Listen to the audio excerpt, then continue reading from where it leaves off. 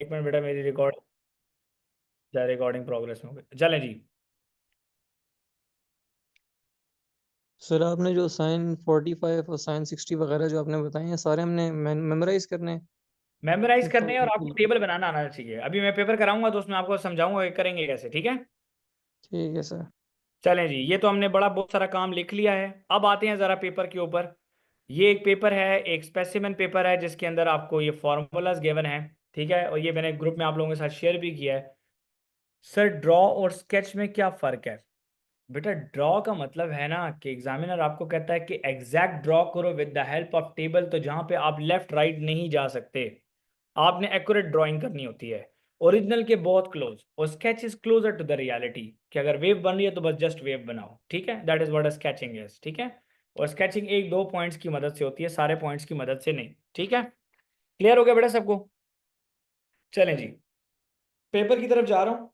देख लीजिए, मैंने कहा था आप लोगों को रेशो, तो देखिए इस प्रैक्टिस पेपर में भी रेशो जो है वो आपको गिवन है। एग्जामिनर कहता है right 12:30 in is simplest form. बेटा रेशो का मतलब ही मैथ्स में क्या होता है? It's a fraction. 12/30, तो half of 12 is 6 and half of 30 is 15। Both can be divided in table 3, table 3 में डिवाइड होते हैं, तो आ जाएगा बेटा 2/5। तो 2/5 का मतलब है बेटा 2:5। तो आप यहाँ पे लिख दोगे 2, यहाँ पे लिख दोगे 5। Write down the number of line of symmetry of the kite. अब एक काइट के अंदर लाइन ऑफ सिमेट्री कितनी होती है? 1। अब ये याद कर लें, अच्छा ठीक है, ये याद कर लें। अभी आईजीसीएसई वाले देख लो बेटा, स्टेम एंड लीफ डायग्राम आया। ओ लेवल्स वालों आपके लिए ये रो में लिखा होगा नंबर। ओ लेवल्स वालों आपके लिए ये नंबर ऐसे लिखे होंगे 12, 13, 16, 19, 21, 22, 22, 23, 24, 28, 28, 29, 31, 34, 35, 35, दो 35 हैं। फिर उसके बाद 39 है और एक दूसरा भी 39 है। 18 स्टूडेंट्स हैं। उनका स्टेम एंड लीव डायग्राम है। Number of minute taken by each of 18 students to complete a task. Find the range. Range कहते हैं बेटा highest value minus lowest value का। तो आपकी जो हाईएस्ट वैल्यू है बेटा वो 39 है और लोएस्ट वैल्यू 12 है। ये की ने बताया आपको कि 1 2 रिप्रेजेंट करता है 12 मिनट्स को। तो आपने लिखना highest value minus lowest value. बेटा गलती नहीं करना, तो यहाँ पे प्लीज सब्ट्रैक्शन जो है ना वो कर सकते हैं। तो 39 माइनस 12 इज 27। तो यहाँ पे आ रहा है 27। अच्छा जी, एक बच्ची ने सवाल पूछा कि सर प्लेन्स ऑफ सिमेट्री क्या होता है? बेटा प्लेन्स ऑफ सिमेट्री किसी भी 3D को हाफ करना होता है। जैसे कि क्यूब को अगर आपको हाफ करना है, एग्जैक्ट हाफ करना है, तो you can make 9 planes of symmetry. आप क्यूब को 9 डिफरेंट डायरेक्शन से हाफ कर सकते हो। मेरे मेंसुरेशन के 3D शेप्स में जाओ, वहां पे मैंने हर शेप्स की प्लेन्स ऑफ सिमेट्री ड्रॉ की हुई है, ठीक है। अच्छा, मीडियन देख लें बेटा। मीडियन निकालने का आसान तरीका ये है कि आप डाटा को देख लो। डाटा में 18 नंबर है, 18 को डिवाइड बाई 2 करूंगा क्योंकि इवन नंबर है। तो ये आ रहा है नाइन्थ वैल्यू। नाइन्थ वैल्यू, अब नाइन्थ वैल्यू मेरे पास क्या आएगी आपके पास? आप जरा चेक कीजिएगा अब यहाँ पे। अब आपके पास नाइन्थ वैल्यू आई है, तो अब जरा मैंने, अगर आपको ये इस तरह समझ नहीं आता मीडियन वाले बच्चों, जरा समझ डालो थोड़ा सा। तो आपने क्या करना है कि आपको 18 नंबर्स मिल रहे हैं, ठीक है। तो आपने right from the very beginning आपने ये करना है कि आपने right from the very beginning आपने क्या करना है, एक एक नंबर काटना शुरू कर देना है। तो मैं क्या करता हूँ कि पहले 5 नंबर यहाँ से काटता हूँ, और फिर 5 नंबर मैंने यहाँ से काट दिए, फिर मैंने 2 यहाँ से काटे, फिर 2 यहाँ से काटे। अब 4 नंबर बच गए हैं। एक नंबर यहाँ से काटा, एक नंबर यहाँ से काटा। अब यहाँ पे 24 और 28 रह चुका है। अब मीडियन इन दोनों के दरमियान में है, तो हम यहाँ पे एवरेज ले लेंगे। तो हम लिखेंगे 24 प्लस 28 डिवाइडेड बाई 2। तो अब 24 प्लस 28 डिवाइडेड बाई 2, तो 24 और 28 का मिड पॉइंट 26 होता है, तो आंसर हमारा 26 आ जाएगा, ठीक है। 1 मार्क के लिए गलती नहीं करना, अच्छा इसमें प्रैक्टिस करके जाना। फिर वो कहता है बेटा a student draws a pie chart to show this information in the stem and leaf diagram. Complete the table for the angles. आपने एंगल्स के टेबल जो है ना वो कंप्लीट करने हैं। जरा ऊपर देख लें बेटा कि हम लोगों को इन्फॉर्मेशन जो है वो ऊपर गिवन है। तो बेटा लेस देन 20 कितने लोग हैं? जरा लेस देन 20 देख लें जरा बेटा प्लीज। तो लेस देन 20 1 2 3 4 लोग हैं। ये 4 लोग हैं, तो मैं यहाँ पे लिख दूंगा पहले 4 पीपल। यहाँ पे मैं लिख दूंगा 4 पीपल, ठीक है। फिर from 20 to 30, from 20 to 30 they are how many people? They are how many people? जरा काउंट कर ले, 1 2 3 4 5 6 7 8, 8 लोग हैं। अच्छा, फिर फ्रॉम 30 to 40 कितने हैं बेटा? 1 2 3 4 5 6, ये 6 लोग हैं। बेटा इन सबको ऐड करो तो आपके पास 18 आना चाहिए। तो जरा चेक करें कि 18 आ रहा है कि नहीं हमारे पास। 4 + 8 12, 12 + 6 इज 18, या इट्स फाइन। अब एंगल निकालना है, तो पाई चार्ट का एंगल, तो पहले का एंगल क्या होगा, पहला है बेटा 4/18 मल्टीप्लाई बाय 360। अब देखो पेपर 1 है तो 18 और 360 आपस में कट जाएगा, 8 1 18 1 18, 18 2 36, तो बेटा 420 आ रहा है आपके पास 80, 420 80 डिग्री, ये आ गया बेटा 80 डिग्री। अच्छा, फिर आपके पास सेकंड के लिए आपके पास 8 है। अब आप 8 को 20 से मल्टीप्लाई करो, 8 × 2 = 160, तो ये आ जाएगा बेटा 160। अच्छा, थर्ड वाले को आपके पास 6 है, आप 6 को मल्टीप्लाई कर लोगे 20 के साथ, तो 6 20 120। अब इन तीनों एंगल्स को ऐड करें तो आपके पास 360 आना चाहिए, और अगर नहीं आ रहा तो इसका मतलब है कि आपने कोई गलती की है। सर ये 486 कैसे किया, आप जरा रिपीट करें बेटा। 486 कैसे किया, देखो यहाँ पे मेरे पास फ्रीक्वेंसी नहीं थी, लिखा हुआ है कि the time is greater than 10 and less than 20, तो greater than 10 and less than 20 are these 4 people, ये 4 लोग हैं, 1 2 3 4। ओके, अब्दुल्ला फरीदी क्लियर हुआ बेटा बेटा कि नहीं? चलें, गुड जॉब। अच्छा, आगे चलते हैं जी। यहाँ से ही कंप्लीट हो गया। अब देखिए जी, मैंने कहा है ना कि मल्टीप्लिकेशन ऑफ फ्रैक्शन अभी इन्होंने प्रैक्टिस पेपर में दिया हुआ है, तो आपको हो सकता है डिवीजन दे दे, तो मल्टीप्लिकेशन आ जाए पेपर में तो स्ट्रेट फायर करो, ठीक है। और कटिंग होती है तो कटिंग कर लो। तो कटिंग करने के लिए मैं बच्चों को रिकमेंड करता हूँ कि आप एक दफ़ा नंबर लिखो, क्रॉस में कटिंग करनी है, ठीक है, और ऊपर नीचे भी कर सकते हैं। अब 3 और 7 नहीं कटते, लेकिन 3 1 3 और 3 5 15 कटता है, 7 1 7 और 7 2 14 कटता है। ये आ गया बेटा 1/1, और ये आ गया बेटा 2/5, 1 2 2 और 1 5 5, तो 2/5 आपका फाइनल आंसर है। सिंपलेस्ट करना है, ठीक है। Find the size of interior angle of a regular decagon. देखो कहा है ना, डेकागोन का क्या मतलब है, n = 10। अब इंग्लिश जरूर पढ़ना। इंटीरियर एंगल का मतलब है 1 एंगल मांग रहा है, तो 1 एंगल का फॉर्मूला लगाएंगे, n - 2 × 180/n, तो 10 - 2 × 180/10, तो 10 - 2 होता है बेटा 8 × 180 /10। अब यहाँ पे आपने मल्टीप्लाई नहीं करना, आपने 0 0 काट लें, 0 0 काट लें। अब 8 को 18 से मल्टीप्लाई करना, नॉन कैलकुलेटर पेपर है तो आप, मैं 8 को 18 से मल्टीप्लाई करूंगा, तो रफ वर्किंग का इस्तेमाल करें, ठीक है। आपको पता है कि 8 10 80 होता है और 8 8 64 होता है, तो ये आएगा हमारे पास 144। तो इसका मतलब है कि डेकागॉन का जो इंटीरियर एंगल है वो 144 होता है, तो आप लोग इसको रफ वर्किंग में मल्टीप्लाई भी कर सकते हैं। अच्छा, देखो मैंने आपको कहा है ना, यूनिट आता है 5.7 लीटर इंटू सेंटीमीटर क्यूब। ये याद रखना, मैं बार बार कहता होता हूँ कि बेटा 1 लीटर में आपके पास होते हैं 1000 सेंटीमीटर क्यूब, तो इसका मतलब है 5.7 में कितने होंगे, x क्रॉस मल्टीप्लाई, तो 5.7 को बेटा 1000 से मल्टीप्लाई करो, पॉइंट लेगा राइट को जंप, तो पॉइंट लेगा राइट को जंप, तो कैसे होगी जंप, जरा देखिएगा 1 2 3, तो 2 जीरोस आ जाएंगे, इसका मतलब है 5700 सेंटीमीटर क्यूब की बात हो रही है। फिर मैंने लिखा है ऊपर टॉपिक में भी लिखा है, टॉपिक नंबर 7 लिखा हुआ है मैंने, ऑर्डरिंग। ऑर्डरिंग करनी है तो मैं क्या करता हूँ कि पहले ज़रा अंडरस्टैंड करता हूँ कि इसको मैं डेसिमल बनाऊँ कि परसेंटेज बनाऊँ कि फ्रैक्शन बनाऊँ। ज़रा देखिएगा प्लीज़, पहले मैं इन सबको फ्रैक्शन बनाता हूँ। ये हो जाएगा 143/1000, ये हो जाएगा बेटा 1/6, और ये हो जाएगा बेटा 16/100। अच्छा, अब 16/100 ये सारे फ्रैक्शन बन गए। अब मुझे देखना है कि इसमें सबसे छोटा और बड़ा कौन सा है, ठीक है। पहली बात तो ये कि 6 को मैं जो है ना 1/6 को मैं कुछ भी नहीं कर सकता हूँ, तो 1/6 को जो है वो मैं सिंप्लीफाई करूंगा, क्योंकि 1/6 को हम लोगों को कन्वर्ट करने के लिए हमें बहुत डिफरेंट स्टेप्स लेने पड़ सकते हैं, और वो डिफरेंट स्टेप्स लेने के लिए हमें टाइम की ज़रूरत पड़ती है, तो एनर्जी अपनी डाउन नहीं करनी आपने किसी तरीके से भी पेपर में भी। तो अब मुझे इसको फ्रैक्शन में कन्वर्ट नहीं करना चाहिए, तो मुझे ऐसे ही मुझे रियलाइज़ हो गया, मैं इसको मिटा देता हूँ। ये वाला है मेरे पास 0.143, ये आएगा बेटा 0.16, क्योंकि 16/100 इज 0.16। अच्छा, अब 3/20 को मुझे डेसिमल में कन्वर्ट करना है, तो नीचे वाले को मैं 5 से मल्टीप्लाई कर रहा हूँ, तो ऊपर भी 5, तो ऊपर आ गया 15/100 विच इज 0.15। अब देखिए जी 0.1 0.1 तो तीनों के पास है। अब 1/6 का क्या होगा, 1 अंदर होगा 6 बाहर होगा, पॉइंट लगा के 0 देंगे, 6 1 6 आ रहा है, ऊपर आ गया 1। अब नीचे आएगा 4, 0 नीचे में उतार लूंगा, ठीक है। एक 0 जब मैं उतारूंगा, एक देखिएगा ज़रा प्लीज़, एक मिनट ज़रा मुझे दीजिएगा। मैं पॉइंट लगा के 0 लगाया था, तो ये 6 आ गया, 6 1 6, नीचे आ गया जी 4। अब एक पॉइंट एक 0 में लगा सकता हूँ, 40 लिखा, 6 6 36, तो ये भी आ रहा है बेटा 0.16। एक 4 हमें और लेना है, तो ये 6 जो है ये रिपीट होता रहेगा, तो मैं इसको 3 डेसिमल प्लेसेस तक यहाँ पे लिख दूंगा। ओके, अब सब देखें जी, 0.1 सबके पास कॉमन है। 0.1 जो है बेटा ये सबके पास है। देखो 0.1 इसके पास भी है, 0.1 इसके पास भी है, 0.1 इसके पास भी है। सेकंड डेसिमल प्लेस देखें, सेकंड डेसिमल प्लेस 4 के पास सबसे ये 4 सबसे छोटा नंबर है, तो इसका मतलब है कि 0.143 जो है ये हमारे पास सबसे पहले नंबर पे आ जाएगा। ओके, अब सेकंड डेसिमल प्लेस और किसकी छोटी है हम लोगों ने ये देखना है।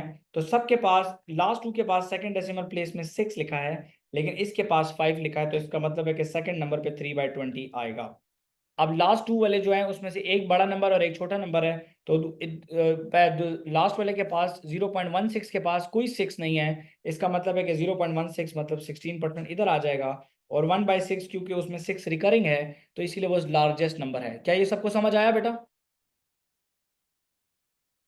क्या ये सबको समझ आ गया बेटा? जी सर।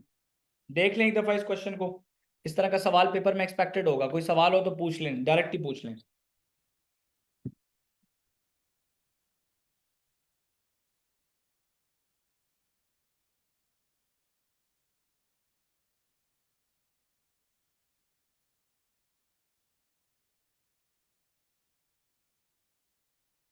चलें, गुड जॉब जी। जी फातिमा बोलिएगा प्लीज। सर ये 16% पहले क्यों आया 1/6 से? बेटा 16% 1/6 से पहले इसलिए आया क्योंकि 16% की कहानी जो है वो 0.16 पे ख़त्म हो गई थी, लेकिन 1/6 जो है ये 0.166 और रिकरिंग है, ये 6 रिपीट हो रहा है क्योंकि ये बड़ा नंबर है इससे, इसलिए। क्लियर हो गया? ओके, आगे चलें। देखिए जी प्रोबेबिलिटी, और मैंने आपको कहा था 4 से 5 नंबर, यहाँ पे 1 2 3 3 नंबर ये हैं, 3 नंबर का क्वेश्चन है, और क्वेश्चन नंबर नजर आ रहा है कि बड़ा है जबकि है नहीं। Jude has a fair 8-sided spinner 1 to 8, ठीक है। Jude spins the spinner once, find the probability that spinner lands on a number greater than 6। तो वो वंस एक ही दफा कर रहा है, टोटल प्रोबेबिलिटी आउटकम्स 8 है। तो ग्रेटर देन 6 कितने हैं बेटा? Greater than 6 are these two numbers और नॉट? यस और नो? तो इट्स 2/8। अब क्वेश्चन आता है कि सर क्या प्रोबेबिलिटी को सिंप्लीफाई करें? कोई जरूरत नहीं है, लिखा नहीं हुआ तो मैं बेटा लिख देता हूँ 2/8, और लिख दो चलो 1/4, कोई बात नहीं। एन इवन नंबर और अ मल्टीपल ऑफ 7, ठीक है जी। एन इवन नंबर और अ मल्टीपल ऑफ 7, पहले मल्टीपल ऑफ 7 को जरा शेड कर लें। मल्टीपल ऑफ 7 के मल्टीपल ऑफ 7 है कोई एक? एक है। यस और नो? ओके, इवन नंबर कौन कौन से हैं? 2 4 6 8, कितने नंबर हो गए बेटा total? An even number or a multiple of 6? Can we give answer in option? हाँ क्यों नहीं दे सकते? There are 5 numbers now, so 5/8 is the answer, 1 mark के लिए था, ठीक है जी। जूड spins the spinner 240 टाइम, अब इसको कहते हैं relative frequency का case. Work out the number of times the spinner lands on a number greater than 6. So probability of greater than 6 क्या है? पहले probability of greater than 6 देख लें। greater than 6, आपके पास पहला आंसर लिखा हुआ है वो आपने अभी निकाली है, वो 2/8 है, तो वो 240 टाइम्स जो है अब वो रिपीट कर रहा है, तो इसको 240 से मल्टीप्लाई कर दें, तो 8 1 ज़ार 8 खुशी, 8 3 ज़ार 24, तो 30 आ जाएगा। तो 2 × 30 कितना होता है बेटा खुशी? ये होता है 60 टाइम्स। क्लियर है जी? क्लियर है? देखो अभी तक पेपर इजी है। आगे चलो। Using a ruler and compass only construct a rhombus. अच्छा देखिए मैं एक्सप्लेन कर देता हूँ, लेकिन ये क्वेश्चन मैं आप लोगों को खुद ही थोड़ी देर बाद में एक वीडियो बनाता हूँ, और वो वीडियो भी मैं लगा दूंगा क्वेश्चन नंबर 9 की, ताकि मैं आपको कंपास शो कर सकूँ। एक्सप्लेन कर देता हूँ। कहता है कि construct rhombus with side length 6 centimetre and diagonal of length 9.5 centimetre. अब एक चीज अंडरस्टैंड करें कि रोम्बस आपको पता होना चाहिए कि रोम्बस होता क्या है। रोम्बस होता है बेटा टिल्टेड स्क्वायर। रोम्बस होता है टिल्टेड स्क्वायर, ठीक है जी, लाइक दिस। ठीक है, ये एक टिल्टेड स्क्वायर रोम्बस हो गया, और डायगोनल की लेंथ उन्होंने हमें कह दिया है कि डायगोनल की लेंथ जो है वो 9.5 सेंटीमीटर है, और उन्होंने कहा है कि one side has been drawn, तो उन्होंने 6 सेंटीमीटर की जो साइड है वो उन्होंने हमारे लिए ड्रॉ की हुई है। अब मैं अपना रूलर अगर इस पर रखूँ ना, तो देखें ये जीरो, ये देखें एग्जैक्ट 6 सेंटीमीटर की लाइन है। मैं आपको रूलर शो करता हूँ, काइंडली देखिएगा, क्या ये 6 सेंटीमीटर की लाइन है? जी, क्लियर हुआ आपको? अच्छा, तो मैं क्या करूंगा, I will open the compass 6 centimetre. मैं 6 सेंटीमीटर का एक कंपास ओपन करूंगा सबसे पहले, ठीक है। सबसे पहले मैं एक 6 सेंटीमीटर का कंपास ओपन करूंगा, और मैं कंपास ओपन करके किसी भी एक पॉइंट पे रख दूंगा। मैं पॉइंट लेट सपोज इस पॉइंट ए पे रखूंगा, 6 सेंटीमीटर का कंपास, और मैंने एक आर्क यहाँ पे ड्रॉ कर देना। अब एग्जामिनर ने मुझे खुद कहा है कि मेरे जो डायगोनल है वो 9.5 सेंटीमीटर है, तो I will open the compass 9.5 centimetre. तो मैं नीचे एक लाइन लगा के कंपास को ओपन करने के लिए 9.5 सेंटीमीटर का लाइन ओपन करूंगा, और अब मैं पॉइंट बी पे रख के यहाँ पे एक आर्क लगाऊंगा। जैसे ही मैं आर्क लगाऊंगा तो मुझे ये मिल जाएगा इस तरीके से एक डायगोनल ऐसे। अब मुझे डायगोनल मिल गया। अब मैंने क्या करना है कि मैंने अब पॉइंट बी पे रख के कंपास का एक आर्क जो है वो 6 सेंटीमीटर का एक आर्क एक और लगाना है। अब 9.5 का कंपास ओपन करके अब मैं पॉइंट ए पे रखूंगा, और मैं यहाँ से एक लेट सपोज एक आर्क ऐसे ड्रॉ कर दूंगा। तो जब मैं यहाँ पे इसको ऐसे ड्रॉ करूंगा तो ये एक टिल्टेड रेक्टेंगल बनेगा। ये आपके पास टिल्टेड रेक्टेंगल कहता हूँ, टिल्टेड स्क्वायर बनेगा, और ये एक रोम्बस आपके सामने कंस्ट्रक्ट हो जाएगा। तो ये मैं इसकी एक वीडियो बनाकर आप लोगों को मैं भेजता हूँ, तो आप काइंडली उसको जरा देखिएगा। आपने ये आर्क से मिटाने नहीं है। आफ्टर ड्राइंग दीज आपकी ये तमाम लेंथ 6 सेंटीमीटर होनी चाहिए, और जब आप अपने रूलर को इस तरीके से डायगोनल भी रखो तो यहाँ पे भी 9.5 आए और यहाँ पे भी 9.5 आए।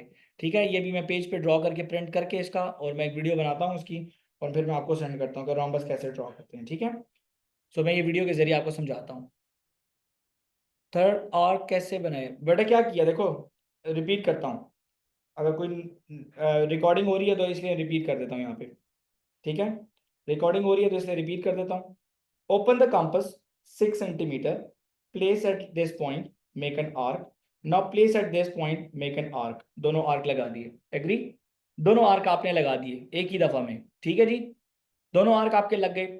Now open the compass 9.5 centimetre, place the compass at this point and make an arc here. तो एक आर्क आपका, एक डायगोनल आपका यहाँ से बनेगा। अब 9.5 का आर्क रख के एक डायगोनल आप यहाँ से बना दोगे, और जहां पे ये दोनों इंटरसेक्ट कर रहे होंगे आप वहां पे इनको ज्वाइन कर दोगे, बस वो आपका रोम्बस क्रिएट हो जाएगा। ओके, ये मैं आपको अभी थोड़ी देर बाद में वीडियो करके ना, इसका मैं वीडियो मैं यूट्यूब पे अपलोड करता हूँ, तो आप लोग वहाँ पे देख लीजिएगा। ठीक है, ये मैं वहाँ पे प्रिंट आउट करके मैं वहाँ पे कंपास से करता हूँ, ठीक है, ताकि सबको क्लियर हो जाए।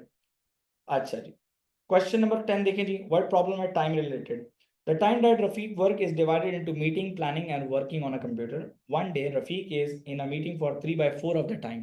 3/4 of the time होता है बेटा मैथ्स में होता है 75%। इसका मतलब है कि 0.5% इसने अपना 0.75 और 75% जो है वो अपना मीटिंग में टाइम गुजार दिया। Planning for 1/5 of the time, तो 1/5 ऑफ द टाइम होता है बेटा 0.2, और 20%, ये 20% हो गया टाइम। ठीक है, working on the computer for remaining 25 minutes of the time, तो remaining 25 minutes of the time जो है वो उसने कंप्यूटर पे काम करने के लिए गुजारे हैं। इसका मतलब है कि ये 75% है, ये 20% है, तो दोनों को ऐड करें तो आपके पास आ रहा है 95%। इसका मतलब है कि that working on a computer 25 minutes they are representing 5%, ये 5% को रिप्रेजेंट कर रहे हैं। अब क्योंकि ये नॉन कैलकुलेटर पेपर है तो मैं डिवाइडेड 5/5 करके देखता हूँ, तो मुझे आइडिया हो गया कि 1% जो है वो 5 मिनट को शो करेगा। मुझे आइडिया हो गया। Work out the total time Rafiq work for this day, तो मीटिंग में he was there for 75%, तो 75 मल्टीप्लाई विद 1 कर दिया, विद 5 कर दिया, तो 75 इंटू 5 कितना आता है बेटा आपके पास? 750 का हाफ होगा। तो आप मेंटल मैथ थोड़ा सा अपना करो, 75 इंटू 5 कितना होगा? 750 का हाफ होगा, और 750 का हाफ होता है 375 मिनट्स। 375 मिनट्स हो गए। अच्छा, प्लानिंग में कितना गुजारा है खुशी? प्लानिंग में बेटा 20% गुजारे हैं, और 1% बराबर है 5 मिनट के। प्लानिंग में लगाए हैं बेटा 100 मिनट्स। ओके, और कंप्यूटर में लगाए हैं उसने, वो तो हमें पास गिवन है, और वो है हमारे पास 25 मिनट्स। तो टोटल कितना हो गया? उन्होंने कहा था इन आवर्स एंड मिनट्स देना है। टोटल कितना हो गया बेटा? 375 प्लस 100 प्लस 25। तो ज़रा सबको ऐड करें तो 375 plus 100 475 plus 25 is 500 minutes. 500 minutes को हम लोग 60, हमें पता है कि हमारे पास आवर्स होते हैं, तो 60 60 60 60 60, ये कितने हो गए बेटा? 120 180 240 300 360 420 480। Let's count one more time, easy तरीके से करा रहा हूँ। 60 60 120 180 240 300 360 420 480 कितने हो गए टोटल आवर्स बेटा? 480 मिनट्स तो गए, तो मतलब 20 मिनट्स बच गए। कितने आवर्स हैं ये? 1 2 3 4 5 6 7 8, 8 आवर्स और 20 मिनट्स उसने काम किया है। सर ये क्वेश्चन दोबारा समझा सकते हैं बेटा? रिकॉर्ड हुआ है, देख लेना दोबारा, ठीक है? समझ आया? हमने पहले सारों का टाइम फाइंड किया है, 3/5 of the total, 1/5 of the total, ठीक है?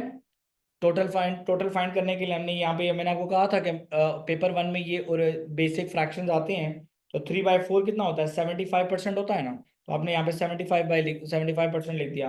1/5 कितना होता है? 1/5 0.2 को कहते हैं, मतलब 20% हो गया। दोनों को ऐड किया तो 95% आ गया। अब मुझे उसने कहा कि working on a computer for 25 minutes of the time, 25 minute उसने कंप्यूटर पे गुजारे हैं। तो मैंने टोटल 100% टाइम है, तो 5% टाइम जो है मतलब कि 25 मिनट्स के बराबर है। तो 1% 5 मिनट के बराबर हुआ। तो मैंने मीटिंग का निकाला, मीटिंग का 75% था, उसको 5 से मल्टीप्लाई किया, 375 आया। फिर प्लानिंग का निकाला, फिर कंप्यूटर का निकाला, फिर इनको ऐड किया, फिर मिनट्स को आवर्स में कन्वर्ट कर दिया। सर इस तरह, एक मिनट, हाँ एक ही बात है। आप वो भी ठीक है फातिमा, आपका भी तरीका ठीक है बेटा। 5% 25 मिनट को इसलिए रिप्रेजेंट कर रहे हैं कि हमें ये आइडिया हो गया कि 5% जो है वो आपका कंप्यूटर टाइम है, ठीक है? तो हमें आइडिया होगा कि 25 मिनट्स जो है वो 5% के बराबर है। तो 1% कितने के बराबर होगा? वो 5 मिनट के बराबर होगा। थोड़ा सा शॉर्टकट अप्लाई किया ना, समझ आइए। और देखो 5 नंबर का सवाल था ये, तो इसको छोड़ना नहीं, अटेम्प्ट करने की कोशिश पूरी करना, ठीक है? आगे चलते हैं। एक्सपेंशन, मैंने कहा था ना, सिंगल ब्रैकेट डबल ब्रैकेट दोनों आ सकते हैं। तो यहाँ पे देखें जी, 2x पहले मल्टीप्लाई हो रहा है, तो ये आएगा बेटा 6x³ माइनस 8 2 16x²। ये आंसर है हमारा। x² माइनस 19² थर्ड आइडेंटिटी है, it is x plus 19 and this is x minus 19। Done. Workout 81² minus 19², 81² minus 19² third identity है दोबारा, ठीक है? तो दोबारा थर्ड आइडेंटिटी है, तो वो क्या आएगी हमारी? 81 प्लस 19 एंड 81 माइनस 19। 81 में 19 को ऐड करते हैं तो 100 आता है। 81 में से 19 को माइनस करते हैं तो क्या आता है?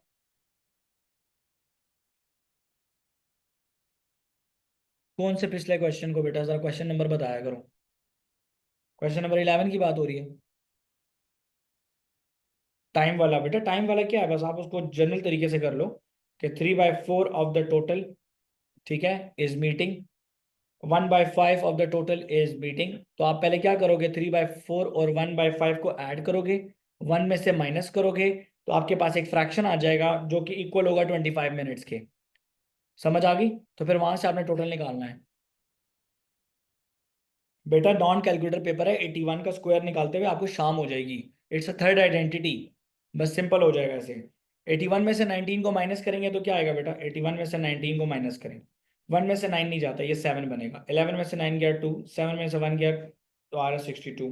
तो देखो 6200 आ गया बस straight away. Any problem? Hamza Amjad क्या मसला है? हमजा अमजद क्या मसला है?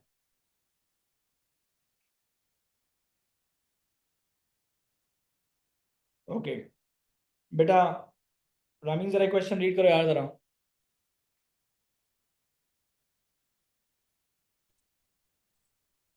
रामीन बेटा माइक ऑन करो, क्वेश्चन रीड करो जरा यार। A force of 196 newtons is applied to a square of surface of side 4.9 centimeter. By writing each number correct to one significant figure, work out an estimate of the pressure applied to the square surface. अच्छा जी, हर number को पहले हमें one significant figure लिखना है। तो force is equal to 196, तो one significant के बाद ये 200 बन जाएगा। अच्छा, स्क्वायर सरफेस साइड, तो लेंथ ऑफ स्क्वायर गिवन है, तो लेंथ ऑफ स्क्वायर क्या हो जाएगी बेटा?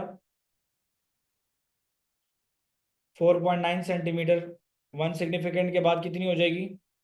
5 सेंटीमीटर। हमें work and pressure applied, pressure का फॉर्मूला उन्होंने खुद दिया है, pressure is equal to force divide by area.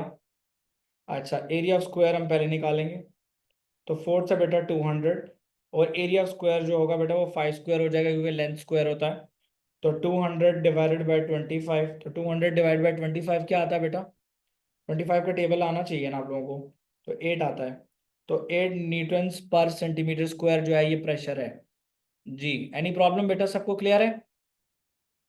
Formula उन्होंने खुद ही दिया हुआ है और उन्होंने देखे साथ में हिंट भी दिया आपको कि pressure is measured in newton and centimetre square. So इसका मतलब है कि आपने पहले इसको एरिया ऑफ स्क्वायर फाइंड करना है। ठीक है जी, आगे चलते हैं। Question number 13, transformation, very much important topic from a non calculator paper. ठीक है, on grid draw the image of triangle A after the reflection in the line x+2। तो मैंने आपको कहा था कि आपको लाइन ड्रॉ करनी आनी चाहिए। तो लाइन ड्रॉ करने के लिए आप लिख दो y is equal to mx+c। देखो y की वैल्यू जो है, c की वैल्यू 2 है, इसका मतलब है कि लाइन जो है वो y इज इक्वल टू 2 पे क्रॉस करेगी। ठीक है, अब मुझे इसका x इंटरसेप्ट चाहिए, तो put y is equal to 0, put y is equal to 0, अभी डेमो दिया था, x+2 इज इक्वल टू 0। तो अब्दुल्ला फरीदी हो जाएगा x इज इक्वल टू -2। इसका मतलब है कि लाइन जो है वो -2 पे क्रॉस करेगी ऐसे। अच्छा, रूलर रख लेना, रूलर रख के आपने इसको ज्वाइन कर देना इस तरीके से। ठीक है बेटा, रूलर रख के आप लाइन ड्रॉ करेंगे, इस तरीके से आपने लाइन को करना है ड्रॉ। जब आपकी लाइन ड्रॉ हो जाए, अब आपने करनी है रिफ्लेक्शन। अब रिफ्लेक्शन किसकी करनी है बेटा? रिफ्लेक्शन करनी है आपने ट्राइंगल ए की। तो मैं ट्राइंगल ए की तरफ जा रहा हूँ थोड़ा सा। ट्राइंगल ए की तरफ जाने के लिए रिफ्लेक्शन देखो बड़ा आराम तरीके से सिखा रहा हूँ, ज़रा सीख लें पहले। बेटा ये कॉर्नर जो है, ये आपके पास, मैं 1 बाय 1 एक एक कॉर्नर को करता हूँ, तो काइंडली प्लीज़ ज़रा थोड़ा और कीजिएगा, ताकि अगर किसी को नहीं आता तो अभी सीख लो। इस ये कॉर्नर जो है बेटा ये सामने जाएगा, ये कॉर्नर जो है सामने जाएगा। बेटा ये वाला कॉर्नर देख लो, ये 1 बॉक्स पूरा और 1.5 है, तो ये हो गया हाफ और ये हो गया बेटा पूरा। तो ये हो गया बेटा, ये कॉर्नर आपका इधर जाएगा। तो मैं इन दोनों को पहले ज्वाइन कर लेता हूँ। ठीक है जी, ये दोनों ज्वाइन हो गए। अब देखिए जी, हमारा जो लास्ट वाला है, अब ऑब्वियसली बात है कि हमारा जो ये वाली लेंथ है वो इस कॉर्नर के साथ इस तरह ऊपर बनेगी। तो हम लोग यहाँ पे अपनी रिफ्लेक्शन को यहाँ पे कंप्लीट कर देंगे और इसको इससे ज्वाइन कर देंगे।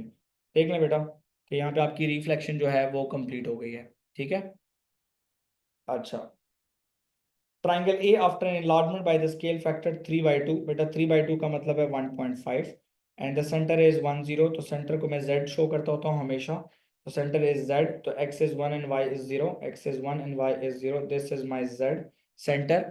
ठीक है, आई हैव 3 पॉइंट्स। ठीक है, 3 पॉइंट्स है मेरे पास। तो अभी इसी पॉइंट से जब मैं इसको इनलार्ज करूंगा तो ये 1.5 जो है ये बड़ा होना चाहिए। ठीक है, और scale factor is positive, scale factor जो है वो आपका पॉजिटिव ही है। और शेप के ऊपर जो कोऑर्डिनेट्स हैं, आसान तरीके से समझा दूं तो ये पॉइंट ए है, ये पॉइंट बी है, पॉइंट सी इधर ही रहेगा क्योंकि ये सेंटर इसी शेप के ऊपर बना हुआ है। ठीक है, अच्छा, अभी अगर फॉर एग्जांपल आपको z टू बी निकालना है, तो बेटा यहाँ पे देख लें बेटा कि ये यहाँ से 3 बॉक्सेस है टूवर्ड्स राइट, 3 बॉक्सेस है, राइट वाइट का मतलब नहीं, लेंथ इसकी 3 बॉक्सेस है। तो 3 को बेटा जब 1.5 से मल्टीप्लाई करते हैं तो क्या ये 4.5 आएगा? yes or no? is this would be 4.5 or not? Yes. तो बेटा ये 4.5 होगा, तो इसका मतलब क्या है खुशी?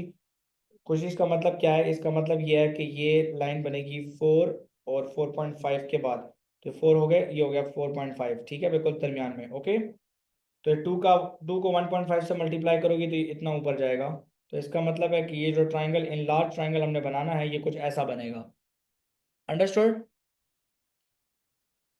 3/2 का मतलब है 1 और x is 1 and y is 0। तो ये हमारा ट्राइंगल कुछ ऐसा बनेगा। ठीक है, ये कैसा बना बेटा? 3.5, स्केल फैक्टर था 1.5, इट वाज 3। देखो जी यहाँ पे जरा देख लें, मैं दोबारा करता हूँ ताकि किसी को अगर क्लियर नहीं है तो। According to the examiner is saying that triangle A after enlargement by the scale factor 3/2, 3/2 means 1.5, तो 1.5 और सेंटर गिवन है हमारे पास 1 0, तो सेंटर इज 1 0। अच्छा, ये जब आपने enlargement ऊपर रिफ्लेक्शन कर लिया तो आप ये मिटा सकते हैं, लाइनें मिटा दो, कोई लाइनें शो करने की जरूरत नहीं। अच्छा, फिर वो एग्जामिनर कह रहा है आपको कि 1.5 करो इसको, सेंटर मैंने मार्क किया। खुशी ये कॉर्नर जो है इसको मैंने z का नाम दिया क्योंकि ये मेरा सेंटर भी है और ये शेप का पॉइंट ए बी और सी भी है। एग्री और नॉट? अब point A will Yes. stay at its own place. Just see, this is 2 boxes. 2 boxes multiply with 1.5 would be 3 boxes. तो ये बन जाएगा यहाँ से यहाँ तक। ओके, यहाँ से यहाँ पे देखें बेटा, there are 3 boxes, 3 multiply with 1.5 would be 4.5। So 4.5 का मतलब है 4 और 0.5 यहाँ पे आ जाएगा, 5 और 6 के दरमियान में। तो इसका मतलब है कि यहाँ से हम यहाँ पे लाइन ले जाएंगे। तो ये बन गया बेटा हमारा पार्ट 2। जी क्लियर है बेटा सबको? Any problem? Any problem? नहीं सर। ओके जी, describe fully single transformation that maps A on to B. देखो रिफ्लेक्शन भी किया है, एनलार्जमेंट भी किया है, और यहाँ पे 3 नंबर है तो ये रोटेशन की बात होगी। तो A on to B is rotation, A on to B is rotation. अच्छा, A on to B, A on to B बेटा 90 डिग्रीज रोटेशन है। 90 डिग्रीज क्यों है बेटा? ये वर्टिकल लाइन है और यहाँ पे ये हॉरिजॉन्टल हो गई है। अगर ये वर्टिकली रहती तो मैं 180 डिग्रीज लिखता। 90 डिग्रीज रोटेशन, रोटेशन। और ये क्लॉकवाइज है कि एंटी क्लॉकवाइज है बेटा? A on to B is clockwise और anti clock. Very good, it's clockwise. So just write clockwise and you will get 2 marks for writing these 2 things. ये 2 चीजें लिखने पे आपको 2 नंबर मिल जाएंगे, ठीक है। Last part is writing centre. आपने सेंटर निकालना है, तो जब सेंटर निकालना है तो क्लॉकवाइज रोटेशन हुई है, तो इसका मतलब है कि सेंटर कुछ यहाँ पे होगा, इधर होगा इसका सेंटर। आप अपनी मर्जी के 2 पॉइंट्स को सेलेक्ट कर लें, अपनी मर्जी के 2 पॉइंट्स को सेलेक्ट करें। लेट सपोज मैंने सेलेक्ट किया है ये वाला, ठीक है। आप एल टेक्निक भी बना सकते हैं, एल टेक्निक के जरिए भी आप लोग अपना सेंटर बना सकते हैं, जहाँ पे आपका जो वो जो पॉइंट है वो वहाँ पे रोटेशन के ऊपर बन जाए, ठीक है। अच्छा, यहाँ पे एक बच्ची ने मुझे सेंटर बताया है -2 और 1। अच्छा, -2 और 1 को हम लोग चेक करने के लिए हम लोग ऐसा करेंगे कि हम पहले 2 पॉइंट्स को सेलेक्ट कर लेंगे, और 2 पॉइंट्स में सेलेक्ट कर रहा हूँ ये वाला और ये वाला। तो मैं जब इसके साथ एल क्रिएट करना चाह रहा हूँ तो मुझे एल अगर मैं यहाँ पे क्रिएट करूँ तो दिस इज नॉट एल, ये एल नहीं है। यहाँ पे कनेक्ट करके देखें जरा, तो डेफिनेटली दिस इज एल। ये एल बन गया है, 90 डिग्रीज का एल बन गया है। आपने बिल्कुल ठीक सेंटर बताया। क्यों बन गया बेटा? देख लो, यहाँ पे 1 और 3 इसका मतलब ये हाइपोटेन्यूज सेम है। यहाँ पे 3 और 1 इसका मतलब ये हाइपोटेन्यूज सेम है। इसका मतलब इन दोनों की लेंथ भी बराबर है, ठीक है। जब इन दोनों की लेंथ बराबर है तो इसका मतलब है यहाँ पे दोनों 90 डिग्री एंगल भी बनाएंगे, क्योंकि यहाँ पे 90 डिग्री बना रहे हैं दोनों। तो 1 मार्क के लिए आप लोग ये भी कर सकते हैं। अच्छा, इसमें एक दूसरा तरीका है, वो है परपेंडिकुलर बाइसेक्टर वाला। परपेंडिकुलर बाइसेक्टर के जरिए सेंटर कैसे निकालते हैं, उसका तरीका क्या होता है मैं एक्सप्लेन करता हूं जरा यहाँ पे।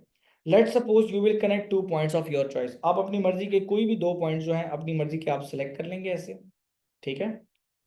अब आपने क्या करना है कि with the help of set square, जो कि एक ट्राइंगल होता है ज्योमेट्री बॉक्स में, या कंपास। कंपास के लिए आपने क्या करना है, you have to open the compass more than a half. More than a half मतलब कि तकरीबन 75% कंपास आपने ओपन करना है।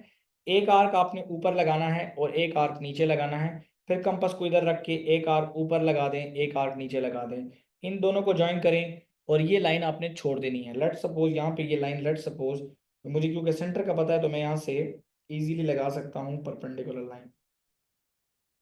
लेट्स से कि this is my perpendicular bisector of this line, ठीक है जी। तो लेट्स से ये मेरा परपेंडिकुलर बाइसेक्टर है। Now I will erase this one, मैं इसको इरेज कर दूंगा। Now select any 2 points of your own choice other than these ones. So I'm going to select now this corresponding point with this one.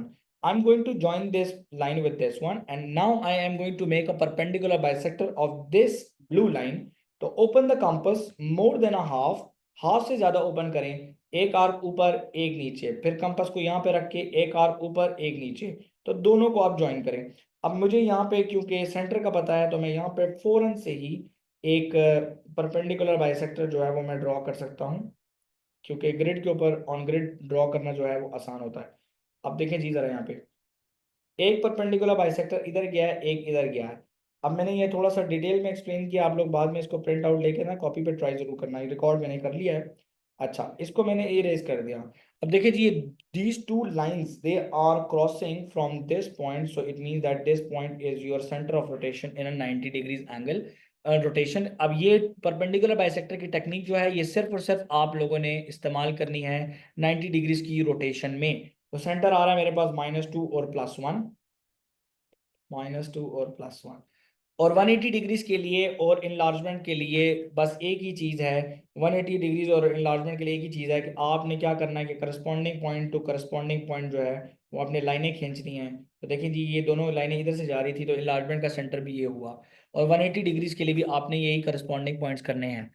Sir ये जो आपने कहा था कि अगर 180 होगा तो स्ट्रेट लाइन होगी, उसकी समझ नहीं आई। इसका मतलब ये है मेरा खतीजा कि ये ट्राइंगल जो है ये यहाँ पे ऐसा है और यहाँ पे ऐसा है। देखो ना, ये वाली लेंथ जो है यहाँ पे वर्टिकल है और यही लेंथ इधर आके हॉरिजॉन्टल हुई है, इसका मतलब ये 90 डिग्रीज रोटेशन है। अगर यही लेंथ इधर आके वर्टिकल हो जाती तो ये 180 डिग्रीज में रोटेट होता फिर, ठीक है। सर ओरिजिन हो सकता है आंसर लाइक 0 0 से पास हो रही हो तो हाँ, क्यों नहीं हो सकता, 0 0 से पास हो तो ओरिजिन पे रोटेट होता है ना शेप। ओके चलें जी, आगे चलते हैं जी। 0.38 एज अ फ्रैक्शन, देखे प्रैक्टिस, ये स्पेसिमेन में दोबारा उन्होंने दिया है। आसान तरीका क्या है, पहले सीख लो तो फिर आइडिया होगा आप लोगों को। Step 1, x is equal to 0.3888, it is repeating. आप लोगों ने ये चीज थोड़ी सी नीचे लिखनी है, इतना ऊपर नहीं। बेटा आप बाद में रिकॉर्डिंग देखिएगा और अभी यहाँ पे मेरे साथ कंटिन्यू करें, ठीक है। इट्स अ स्पेसिमेन पेपर, ये स्पेसिमेन पेपर कर रहे हैं हम लोग, ठीक है। Now you can see that only one number is repeating. मैं जो पढ़ा रहा हूँ ये शॉर्टकट है, जो मैं करा रहा हूँ उसको शॉर्टकट है। पहला step let, this is step 1। दूसरा, one number is repeating, as 8 is the only digit which is repeating, multiply both sides by 10। तो आपने यहाँ पे लिखना है मल्टीप्लाई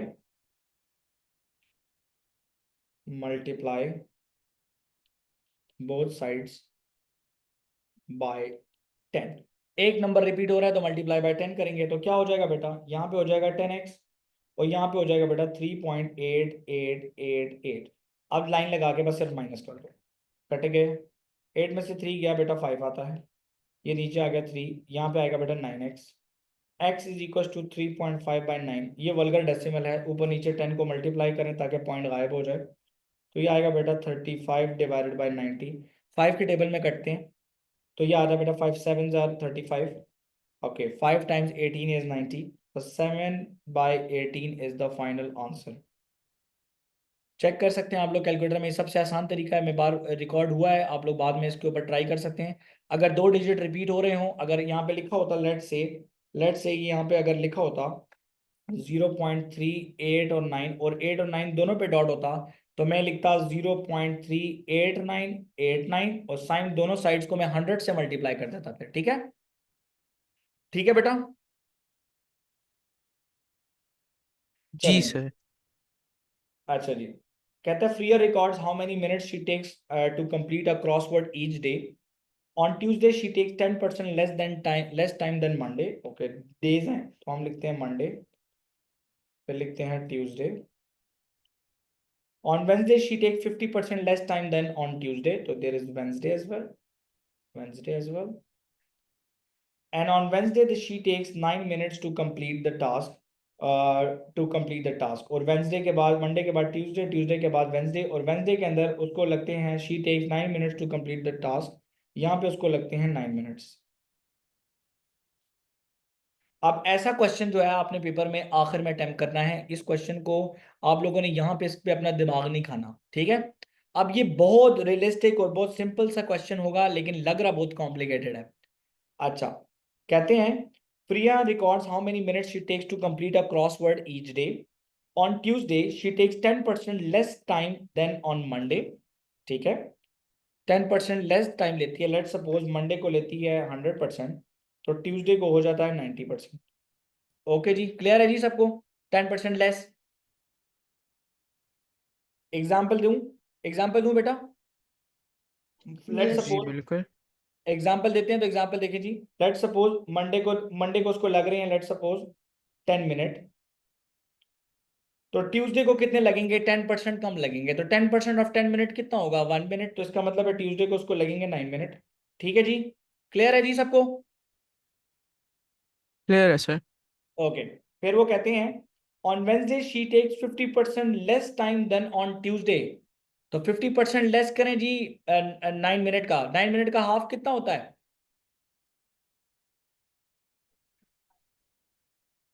9 मिनट का हाफ कितना होता है बेटा, 4 minutes 30 seconds। It's 4 minutes and 30 seconds. 4 minutes and 30 second. यहाँ पे मैंने आपको ये एग्जांपल दे दी थोड़ी सी, ठीक है जी। 4 मिनट्स एंड 30 से बेटा 9 मिनट्स का हाफ होता है 4 मिनट एंड 30 सेकंड्स, ठीक है जी। ये 4.5, हाँ 4.5 मिनट भी कह सकते हैं हम इसको, बिल्कुल। हम ये भी कह सकते हैं कि इसको कॉम्प्लिकेटेड बनाने के लिए 4 मिनट 4.5 मिनट। एग्जामिनर क्या मांग रहे हैं? Find the number of minutes Freya takes to complete the 9 crossword. Okay, तो यहाँ पे उसको बेटा लगे हैं 9 minute, 9 minute. Okay sign,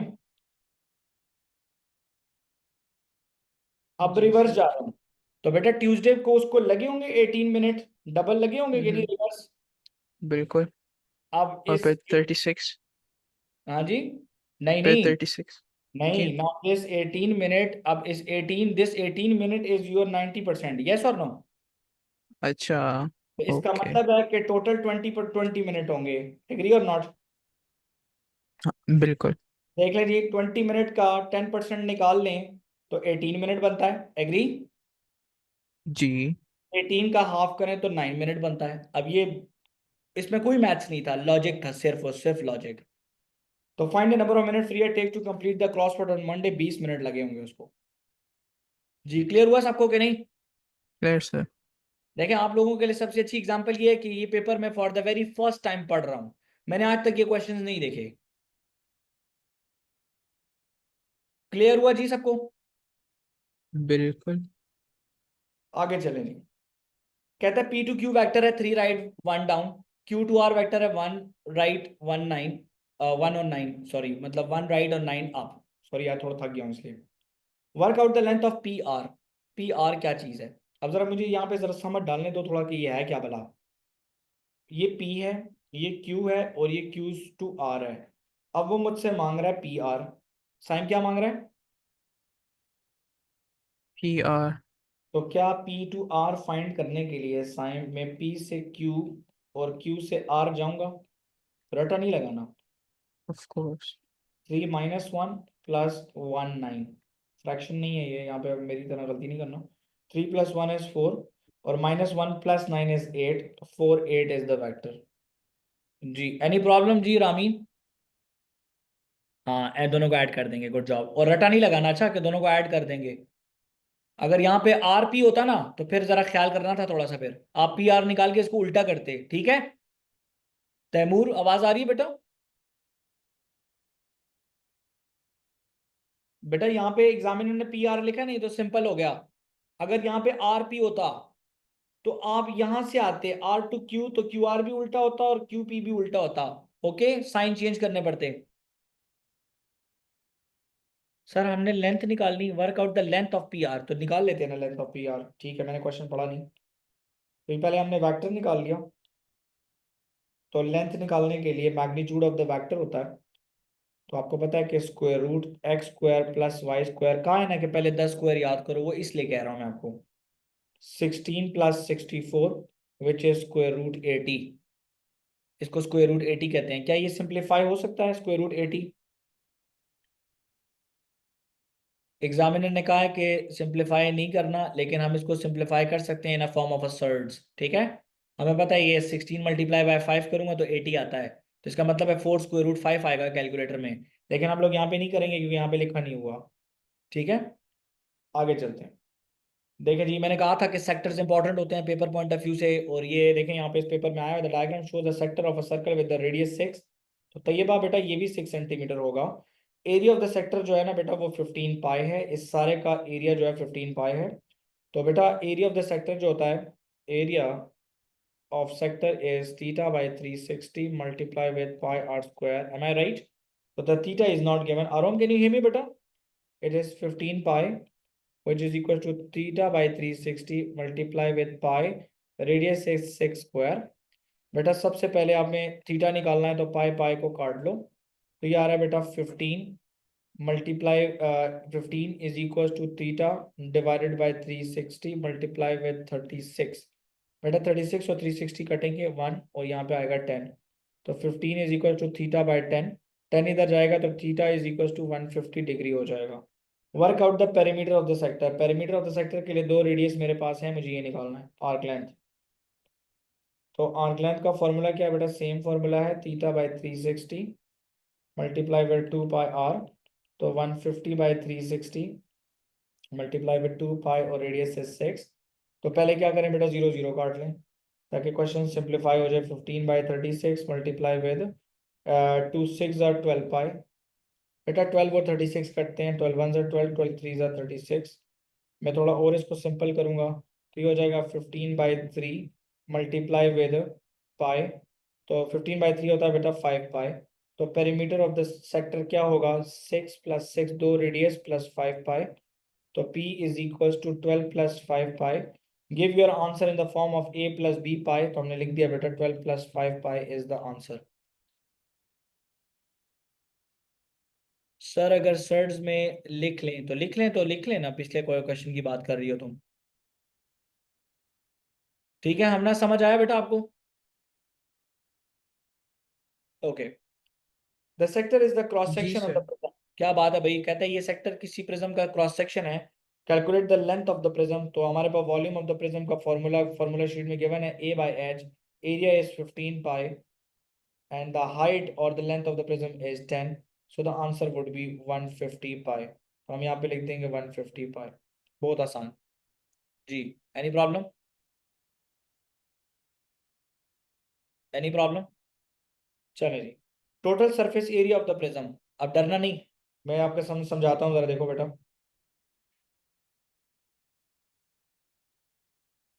Ramin, जी सर। बेटा ये प्रिज्म है, ठीक है? नजर आ रहा है बेटा? जी सर। इसका टोटल सरफेस एरिया में एक तो, फुरकान आवाज आ रही है बेटा? जी सर। एक ये ब्लू है और एक ये येलो है, एग्री और नॉट फुरकान? जी सर। तो टोटल सरफेस एरिया में ये ब्लू और येलो हमने ऊपर निकाल लिया है, निकाला है कि नहीं? जी। मतलब तो क्वेश्चन में गिवन है 15 पाई और 15 पाई, एग्री और नॉट? जी सर। तो यहाँ पे मैं इसको शेड कर देता हूँ ताकि आपको क्लियर रहे। तो ये 15 पाई और 15, ये एक को येलो शेड करना है, एक को ब्लू, और एक को हम कर देंगे शेड येलो। ठीक है बेटा? अच्छा, अब एक एक एरिया और भी है रामीन, वो एरिया कौन सा है? सर शायद रेक्टेंगल। नहीं, वो आपके पास ये एरिया है, समझ आया? समझ आया? जी सर। एक एरिया हमारे पास ये है, इसको हम लोग कहते हैं कर्व पार्ट। अब ये कर्व पार्ट आएगा, हमारी आर्क लेंथ जो है वो है हमारे पास, आर्क लेंथ जो है वो हमारे पास आई है, तो आर्क लेंथ क्या आई है हमारे पास? 5 पाई। कितनी आई है बेटा? 5 पाई। और लेंथ ऑफ द प्रिज्म कितनी है बेटा? लेंथ ऑफ द प्रिज्म है 10 सेंटीमीटर। एग्री रामीन? तो कर्व्ड एरिया इस प्रिज्म का है, आर्क लेंथ को मैं मल्टीप्लाई कर दूंगा 10 से। तो आर्क लेंथ को बेटा जब 10 से मल्टीप्लाई करेंगे तो ये आ जाएगा 50 पाई। कितना आ जाएगा बेटा? 50 पाई। तो प्लस 50 पाई, तो ये हो जाएगा टोटल 80 पाई। जी, सबको क्लियर हुआ कि नहीं? जी सर। Sir any? जो ये जी जी बोलो। सर जो ये आपने एंड में ये कर्व्ड एरिया निकाला ना, ये आर्क लेंथ है ना? मैंने ये क्या किया कि ये आर्क लेंथ नहीं है, फिर? ये 5 पाई थी ना हमारे पास, नहीं। ये हमने ऊपर फाइंड किया बेटा। जी जी 5 पाई थी, हाँ 5 पाई थी। और लेंथ ऑफ द प्रिज्म है 10। इसका मतलब है कि ये पीस का ये एरिया कैसे निकलेगा? इस 5 पाई को मैं मल्टीप्लाई कर दूंगा 10 से, तो ये हमारे पास कर्व सरफेस एरिया आ जाएगा। तो सर इसमें आर्क लेंथ का फॉर्मूला लगा के नहीं निकाल सकते? तो बेटा आर्क लेंथ हम निकाल चुके हैं ना, पहले दोबारा क्यों निकालूं? तो हमें फिर तो एरिया, सर तो फिर तो सिर्फ एरिया 5 पाई होगा, आप 10 से क्यों मल्टीप्लाई कर रहे हैं? बेटा आप पहली बात तो समझ आ लें, आपके पास जो आर्क लेंथ है वो यहाँ से यहाँ तक का डिस्टेंस है, ठीक है? जी सर। तो ये इससे मल्टीप्लाई होगा तो इस पूरी शेप का एरिया आएगा ना। ओ अच्छा। Got it? जी सर। अच्छा सर 2 को 10 मल्टीप्लाई बाय 6 से मल्टीप्लाई नहीं कर सकते थे? 10 मल्टीप्लाई बाय 6 किधर है पहले ये मुझे बताओ। मेरी बात सुने, 10 मल्टीप्लाई बाय 6 में यहाँ पे मल्टीप्लाई अगर फॉर एग्जांपल आपके सामने करता हूँ ना, ये इन्होंने क्रॉस सेक्शन बताया है पहले, पहली बात तो ये ठीक है। तो आपको ये आइडिया लगाना है कि फ्रंट बैक और कर्व, या वेरी गुड यार, आपने तो बहुत अच्छा पॉइंट बताया, ये तो मेरा पॉइंट मेरे दिमाग में था ही नहीं। सब देख रहे हैं जी बेटा, एक पॉइंट यहाँ पे, एक और भी एक हमसे मिस हुआ यहाँ पे, 3 एरियाज और भी हैं, और वो कौन से हैं ज़रा प्लीज़ देख लें। ये पॉइंट आपने मुझे बताया, मेरे दिमाग में नहीं था ये बिल्कुल पॉइंट। ये देखें बेटा, यहाँ से यहाँ तक का डिस्टेंस भी 10 है ना, तो रामीन ये एक रेक्टेंगल 6 है, एग्री, और ये 10 है, तो 6 10 60 आता है कि नहीं? जी सर, अब रेक्टेंगल का एरिया भी काउंट करेंगे इसमें? यस, आप दोनों रेक्टेंगल भी काउंट होंगे 6, ठीक है। जी सर। तो 6 10 60, तो 60 प्लस 60, तो इसके साथ 60 प्लस 60 भी आएगा, तो ये आएगा बेटा 120 प्लस 85। ओके, फिर इस क्वेश्चन को जरा अगर एक और दफ़ा अगर आप सॉल्व कर लें तो। एक और दफ़ा सॉल्व करूं तो मैं इससे बेहतर एक्सप्लेन कर दूं, रिकॉर्ड हुआ है, ठीक है। ठीक है सर। अच्छा जी, देख लें जी, total surface area of the prism find करना था, and this was the cross section given, ठीक है। तो मैंने क्या किया, समझने के लिए एक दफ़ा इसको बनाया और एक दफ़ा ये पीछे भी बना लिया, ठीक है। तो इसका मतलब है कि मेरे पास ऊपर ये कर्व पार्ट होगा, ये एक पिज़्ज़ा स्लाइस की या एक पेस्ट्री की एग्जांपल ले लें, ये दो रेक्टेंगल बने हैं, ये फ्रंट पे येलो वाला सेक्टर है जिसका एरिया गिवन है, ये वाला भी एरिया 15 पाई, ये भी गिवन था क्वेश्चन में। ये 50 पाई जो है ये कर्व पार्ट है, ये 10 को मल्टीप्लाई किया आर्क लेंथ से तो 50 पाई आ गया। 60 कहाँ से आया, ये हमारे पास रेडियस है और ये लेंथ है, तो 6 10 60 यहाँ से आया और 60 यहाँ से आया, तो इन सबको ऐड किया है तो मेरे पास आंसर आ गया है 120 plus 80 pi. Well done Fatima, you raised a very good point, वरना एक नंबर मुझसे जाता है यहाँ पे। Good job. ओके, देखें जी, कंप्लीटिंग स्क्वायर आया हुआ है स्पेसिमेन के अंदर दोबारा, तो पहले दो को ब्रैकेट में बंद करो, देखो ब्रैकेट में बंद किया, बड़ा बड़ा प्लस 10 बार लिखो, ये हो गया ए स्क्वायर माइनस 2, ए की वैल्यू आएगी आपके पास x और b की वैल्यू आएगी 4, इसका मतलब है 4 स्क्वायर ऐड भी करो और 4 स्क्वायर माइनस भी करो, ठीक है जी। अच्छा, इसका एक और शॉर्टकट भी है, वो शॉर्टकट ये है कि आप ऐसे ही इसको बंद करें और डायरेक्ट लिख दें x और 8 का हाफ ले लें, x minus 4 whole square plus 10 इधर लिखें, तो आपने क्या किया है, अंदर ऐड किया तो बाहर माइनस करना होगा, ठीक है जी। क्लियर है जी सबको? तो अंदर आ जाएगा बेटा x minus 4 whole square plus 10 minus 16, तो ये हो गया x minus 4 whole square minus 6, तो हमारे पास आ गया x minus 4 whole square minus 6। Examiner कहता है कि स्केच करो, स्केच कर रहा हूँ, तो अब तो मैं इसके ज़रिए कोऑर्डिनेट ऑफ टर्निंग पॉइंट निकाल सकता हूँ, मैंने अभी सिखाया है कि टर्निंग पॉइंट निकालने के लिए इसको इक्वल टू 0 पुट कर दें, x minus 4 is equal to 0, मतलब x इज इक्वल टू 4 और y is equal to minus 6, y is equal to minus 6, directly turning point आ गया, तो 4 और माइनस 6 टर्निंग पॉइंट है, तो 4 और माइनस 6 किधर होगा, लेट सपोज 4 और माइनस 6 कुछ यहाँ पे होगा, ठीक है साइम। जी सर। मैं यहाँ पे लिख देता हूँ -6 और यहाँ पे लिख देता हूँ 4, ठीक है जी, ओके। अच्छा, Okay. I got the turning point. Now the graph is gonna touch y-axis at 10. Any problem? Because 10 is written. Any problem? No sir. अब आपने U बनाना है और यहाँ पे टर्न कर देना है, ठीक है।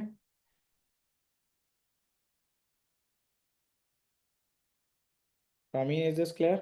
जी सर। आपने y इंटरसेप्ट बताना था, हमने बता दिया, आपने टर्निंग पॉइंट बताना था, हमने बता दिया। अब एग्जामिनर के लिए हम लिख देंगे यहाँ पे कि 4 माइनस 6 इज टर्निंग पॉइंट, ठीक है, and y intercept is 10, y intercept is 10, done. अच्छा जी, फिर दूसरा पार्ट क्या कह रहा है, a point P lies on the graph, the gradient of the P at gradient at P is 6, IG CSU वालों का है, O levels वालों का नहीं, तो IG only। अच्छा, a point P lies on a graph, इसके ऊपर लाई करता है, gradient of the graph given है, तो gradient के लिए हमारे पास फॉर्मूला होता है डेरिवेटिव का, तो dy by dx is equals to d by dx of x square minus 8x plus 10, तो ये आ जाएगा बेटा 2x minus 8, this is my gradient function, gradient is given, gradient given है 6 is equals to 2x minus 8, -8 इधर लें 6 plus 8 is equals to 2x, तो 2x is equals to 14, so x की value बेटा 7 आ रही है, तो साइन x की वैल्यू 7 आ रही है, तो बेटा y का आंसर कहाँ से आएगा, हम लोगों को 7 यहाँ पे पुट करना पड़ेगा, ओके। Okay, sir. तो y का आंसर आएगा 7 square minus 8 into 7 plus 10, 7 square is 49, 7 8 are 56 plus 10, तो 49 प्लस 10 कितना होता है बेटा 59, 59 माइनस 56 इज 3, तो 7 and 3 is the point of P, coordinates of P. Umaima समझ आई है, जोया अंडरस्टूड और नॉट, तैयबा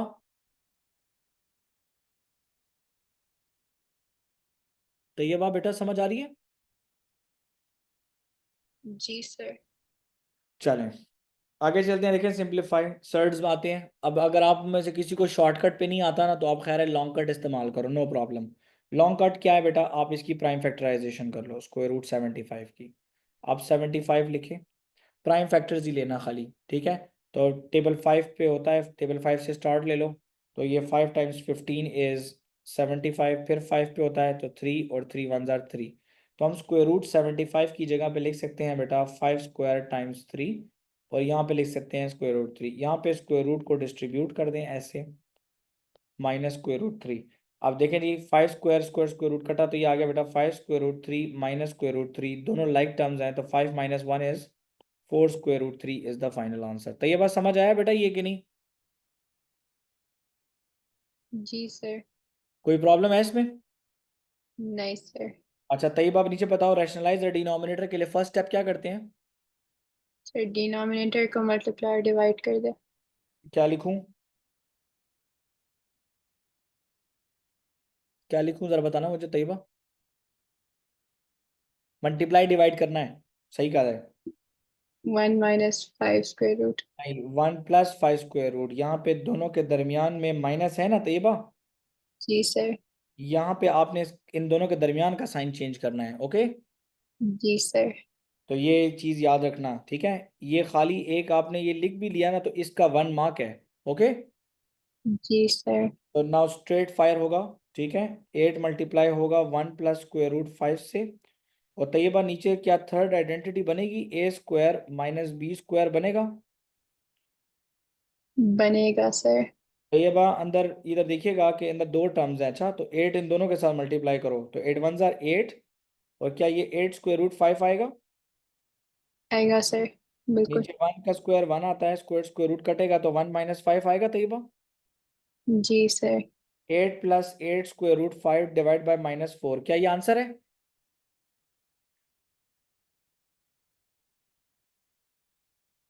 क्या ये आंसर है, no it's not the answer, क्योंकि हम लोगों को दोनों ऊपर दो टर्म्स हैं और दोनों 4 पे डिवाइड होती हैं, तो मैं -4 plus 8 square root 5 divide by -4 कर दूंगा, ठीक है। तो यहाँ पे बेटा 8 डिवाइड बाय -4 इज आपके आपके पास आएगा answer -2, plus minus is minus, तो ये हो जाएगा बेटा 2 स्क्वायर रूट 5, क्यों बेटा यहाँ पे, क्योंकि 4 1 जार 4 और 4 2 जार 8 कटा है, ठीक है Taiba. And the final answer is -2 square root 5। Is जी। दिस क्लियर एवरीबॉडी और नॉट, तैयबा आप समझ आइए कि नहीं। जी सर आगे तो समझ। ये क्वेश्चन अभी मेरे सामने दोबारा करें यार सब, आप खाली क्वेश्चन लिखो और बगैर देखे करो, ये क्वेश्चन पेपर में इंपॉर्टेंट है, ये इस तरह का सवाल आएगा।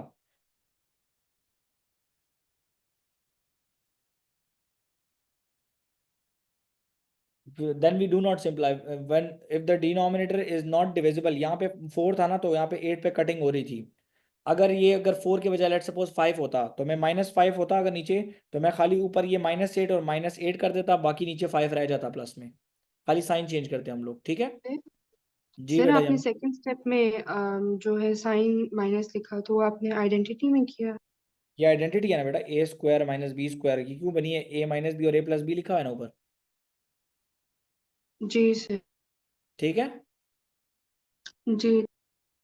क्वेश्चन 20, एक्सपेंशन ऑफ 3 ब्रैकेट्स बहुत इंपॉर्टेंट है, पहले कोई भी दो ब्रैकेट्स को सेलेक्ट करें, 2x को मैंने मल्टीप्लाई करना है x प्लस 1 से, फिर -3 को मल्टीप्लाई करना है x प्लस 1 से, तीसरी ब्रैकेट को छोड़ दें फिलहाल, तो ये आ जाएगा 2x square plus 2x minus 3x minus 3, ये आ गया बेटा 2x² माइनस x माइनस 3। अब थर्ड ब्रैकेट इसके साथ नीचे उतार लें। अब 2x² को पहले मल्टीप्लाई कर दें 2 माइनस 3x के साथ, फिर माइनस x को मल्टीप्लाई करें 2 माइनस 3x के साथ, फिर माइनस 3 को मल्टीप्लाई करें 2 माइनस 3x के साथ। ये मस्ट है question. 2 2s are 4x² minus 2 3s are 6x³ minus 2x minus minus plus 3x² minus 6 plus 9x। Sir if ऊपर डिफरेंट नंबर हैं तो if one is divisible while the other didn't do we simplify? बेटा depend करता है आपके ऊपर कि ऊपर नीचे कटिंग हो रही है कि नहीं। अगर ऊपर नीचे इवन नंबर है तो कटिंग हो जाएगी, नहीं है तो टेबल 3 के मल्टीपल्स दोनों होंगे। ठीक है, चलो भाई तो अरेंज करें जी। क्यूबिक इक्वेशन को, क्यूबिक को पहले लिख देते हैं, फिर प्लस 4x² हो जाएगा, फिर प्लस 3x² हो जाएगा, फिर माइनस 2x होगा, फिर 9x होगा, फिर माइनस 6 आ जाएगा, minus 6x³ plus 7x² plus 7x minus 6। ये हमारा फाइनल आंसर है जी। क्लियर हो गया बेटा सबको? क्लियर हुआ बेटा कि नहीं आप सब लोगों को? Good Yes, job. sir. चलें आगे चलते हैं, ये इजी पार्ट था। अच्छा जी, आईजी वालों जरा कान खोल लो। अब ये करना कैसे है? कहता है एग्जामिनर के the diagram shows two right angle triangle ABC and ACD, find the value of cos ADC। तो cos ADC का मतलब है कि हमें तैयबा हमें ये ऊपर वाला एंगल निकालना है। ठीक है तैयबा? तैयबा सुन रही हो बेटा? जी सर। बस थोड़े दिन की बात है यार, थोड़े दिन के लिए बर्दाश्त कर लो। आई नो दैट मैंने कुछ ज़्यादा ही तंग कर दिया तुम लोगों को, थोड़े दिन की बात है। ओके नहीं नहीं सर, आपका शुक्रिया, आप क्लासेस लेते हैं। अच्छा देख ले मेरा बेटा कि ये ऊपर वाला ट्राइंगल में सिर्फ एक ही साइड है, लेकिन नीचे वाले ट्राइंगल में तैयबा आपके पास ये लेंथ भी अवेलेबल है और ये एंगल भी अवेलेबल है कि नहीं? जी सर, अवेलेबल है। नीचे वाले ट्राइंगल की मदद से we will find out the hypotenuse and it will help me to find out the upper cos ADC। Okay so right angle triangle को हम करते हैं आउट। कैलकुलेटर नॉट अलाउड है तैयबा, रिमेंबर दैट। अच्छा CBA यहाँ पे 30 है, ये है बेटा 6 सेंटीमीटर और ये है हाइपोटेन्यूज तैयबा। ये परपेंडिकुलर होता है और ये हाइपोटेन्यूज, तो क्या साइन थीटा में होता है कि नहीं? तो मैं लिखूंगा sine 30 is equal to perpendicular divided by hypotenuse which is CA। तो बेटा साइन 30 की वैल्यू चाहिए, क्या चाहिए? साइन 30 की वैल्यू। अब साइन 30 की वैल्यू आपने निकालनी कैसे है, पहले ज़रा आराम से मुझे सुन लें प्लीज़। रेडी हैं जी साहब? साइन 30 की वैल्यू कैसे निकालनी है? आपको साइन 30 चाहिए तो आप लिखो साइन ऐसे, और आपने ऊपर लिखना है यहाँ पे 0, फिर लिख दो 30, फिर लिखो 45, फिर लिखो 60 और फिर लिख दो 90। लेट सपोज अब मुझे सिर्फ साइन का चाहिए, तो साइन के लिए लगाना है तो मैं क्या करूँगा 0 1 2 3 4 लिख दूंगा। सबके ऊपर बेटा रूट्स लगा दें। ठीक है बेटा, सबको 2 पे डिवाइड कर दें। जी तैयबा साइन 30 की वैल्यू क्या है? तैयबा साइन 30 की वैल्यू क्या है बेटा? √1/2। Yes, so sine 30 is √1/2 is equal to 6 divided by CA। √1 1 के बराबर होता है बेटा कि नहीं? Cross multiplication, so CA is equal to 6 times 2 which is 12। तो आपकी हाइपोटेन्यूज जो है वो 12 आ गई है। तो अब तैयबा हमें चाहिए ऊपर वाला एंगल। ठीक है मेरा बच्चा? जी बेटा ये सिर्फ और सिर्फ IGCSE वालों का है, ओ लेवल्स वालों का नहीं। आपको पेपर में वैल्यू गिवन होगी टेबल में। ये आ रहा है बेटा 9 सेंटीमीटर, ये आ गया बेटा 12 सेंटीमीटर। ओके तैयबा बेटा वो कहता है कि मुझे cos ADC की वैल्यू दो। क्या दो बेटा? cos ADC की वैल्यू। cos ADC की वैल्यू दो। इसकी वैल्यू देनी है आपको। cos ADC। एग्जैक्ट वैल्यूज को मेमोराइज कर लें तो बहुत बेहतर है, लेकिन अगर ये टेबल बनाएंगे तो इतना कोई टाइम नहीं लगता। ये तो मैं समझाता रहता हूँ ना, ये तो मैंने लाइनें लगाई हैं, आप लोग बगैर लाइनों के करो। ठीक है, और आपको याद कौन से करने हैं? आपको याद करने ही 30 45 और 60 याद करना है। बस ये तीन ही तो याद करने हैं, 30 45 और 60। हाँ बिल्कुल ज़्यादा आसान है, you are very much right. अब cos ADC चाहिए, तो बेटा पहली बात तो ये है, तो मुझे इसका हाइपोटेन्यूज चाहिए कि नहीं, क्योंकि एग्जामिनर ने तैयबा लिखा है cos D is equal to करली base divide by hypotenuse. Agree Tayyaba? जी सर। और तो बेस हमारे पास बेटा 9 सेंटीमीटर है, लेकिन हाइपोटेन्यूज जो है वो DA है। वो क्या है बेटा? DA।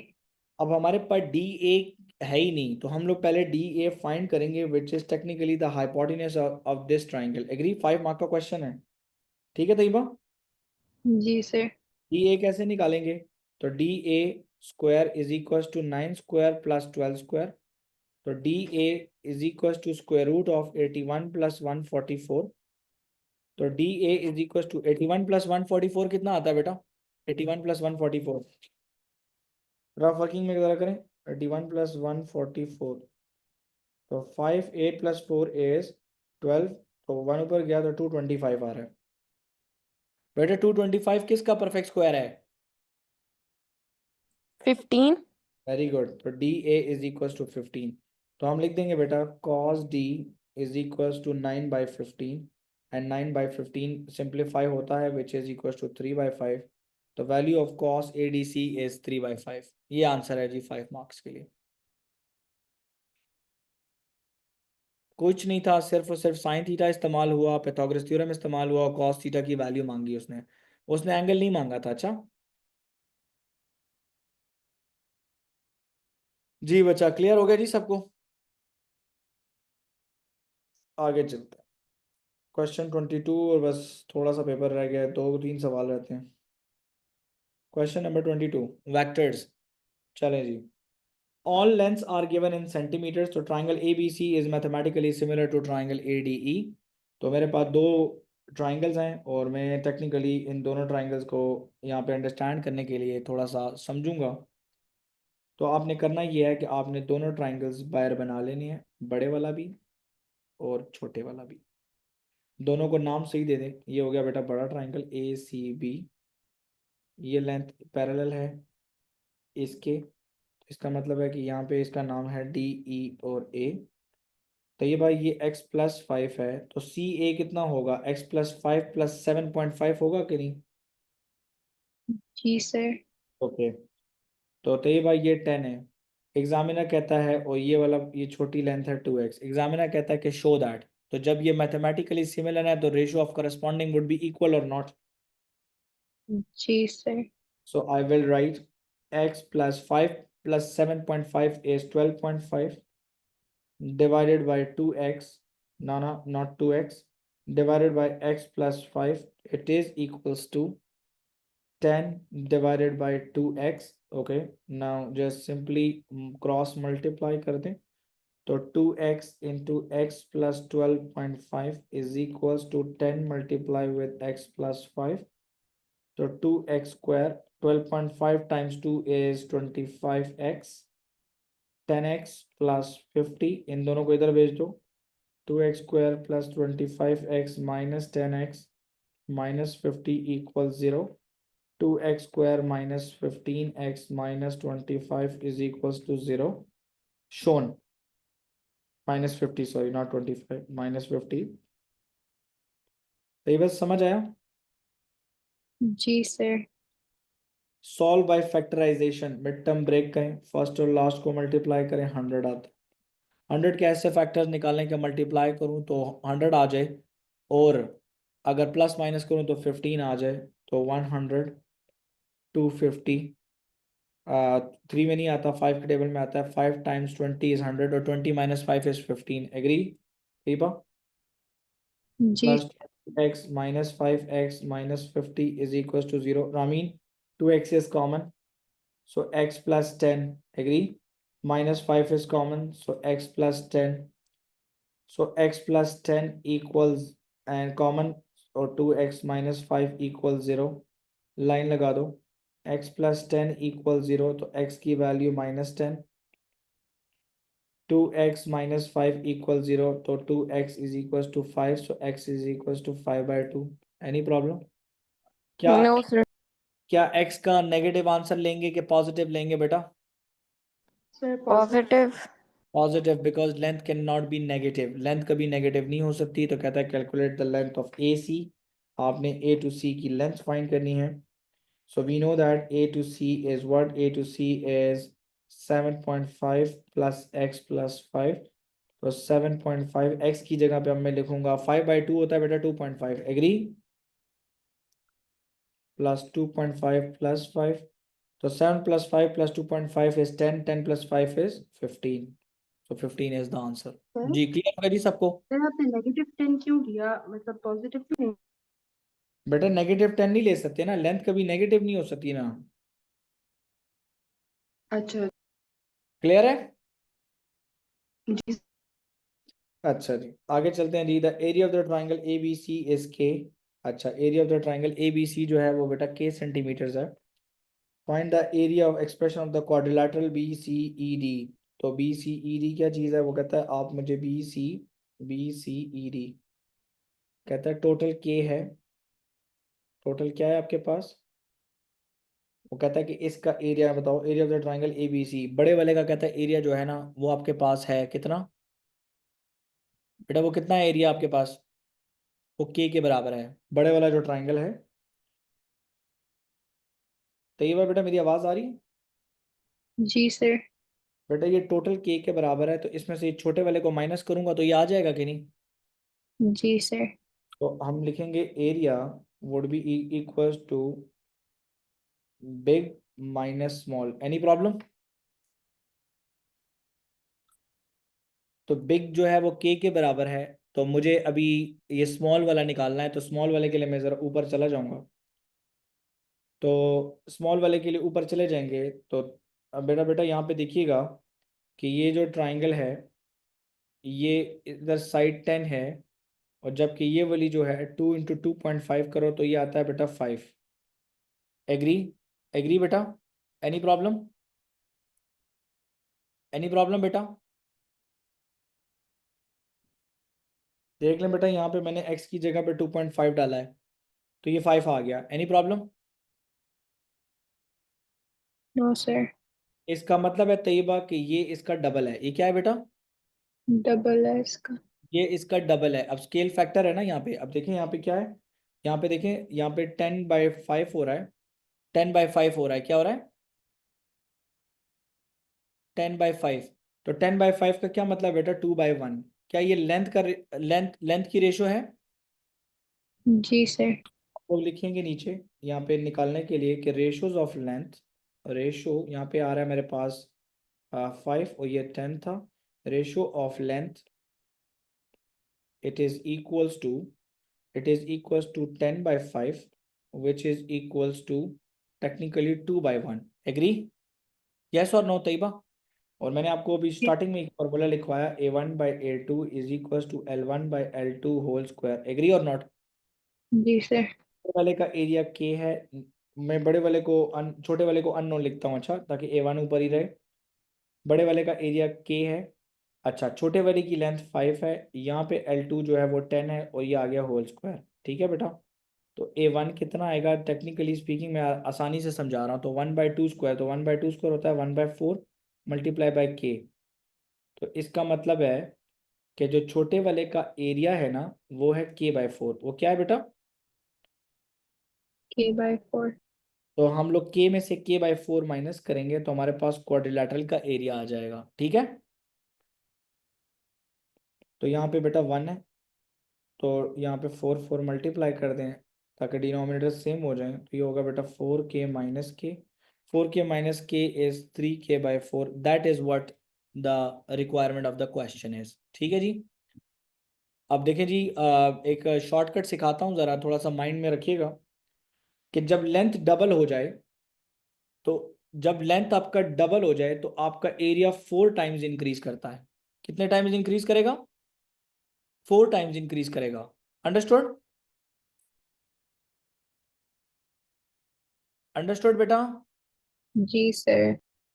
तो ये आपको आइडिया रखना है कि जब लेंथ डबल हो जाए तो आपका, जब आपका स्केल फैक्टर 2 हो तो एरिया की रेशो होगी 1/4 और वॉल्यूम की रेशो होगी 1/9। ये याद रखिएगा, क्योंकि 1/3 जाहिर सी बात है कि जब आप 1/3 है, लेट्स सपोज स्केल फैक्टर 3 है, तो वॉल्यूम आपका फिर 3 स्क्वायर पे जाएगा, ठीक है, अंडरस्टूड? मतलब रामीन आवाज आ रही है मेरी? जी सर। रामीन अगर 1:2 है ना, ठीक है, तो एरिया हो जाएगा 1:4, ठीक है, जी सर। और अगर आपके पास वॉल्यूम लेना है तो वो हो जाएगा 1:8। क्या हो जाएगा? 1:8। तो आप क्या करोगे कि रेशो को स्क्वायर करोगे तो एरिया की रेशो बन जाएगी, और उसी रेशो का क्यूब करोगे तो वॉल्यूम की रेशो बन जाएगी, ठीक है। जी सर। क्वेश्चन नंबर 23 कहता है in the Venn diagram shade the region P union Q out R out. तो 1 बाय 1 करें, पहले करें बेटा आर आउट और टिक कर दें। तो मैं आर को आउट कर रहा हूँ, टिक कर रहा हूँ, 1 2 3 4। अब मैं करूँगा बेटा क्यू को आउट।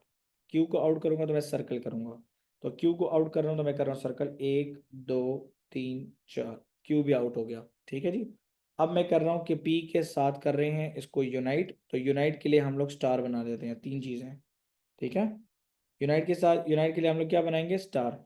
तो पी के अंदर स्टार बना दें, स्टार स्टार स्टार।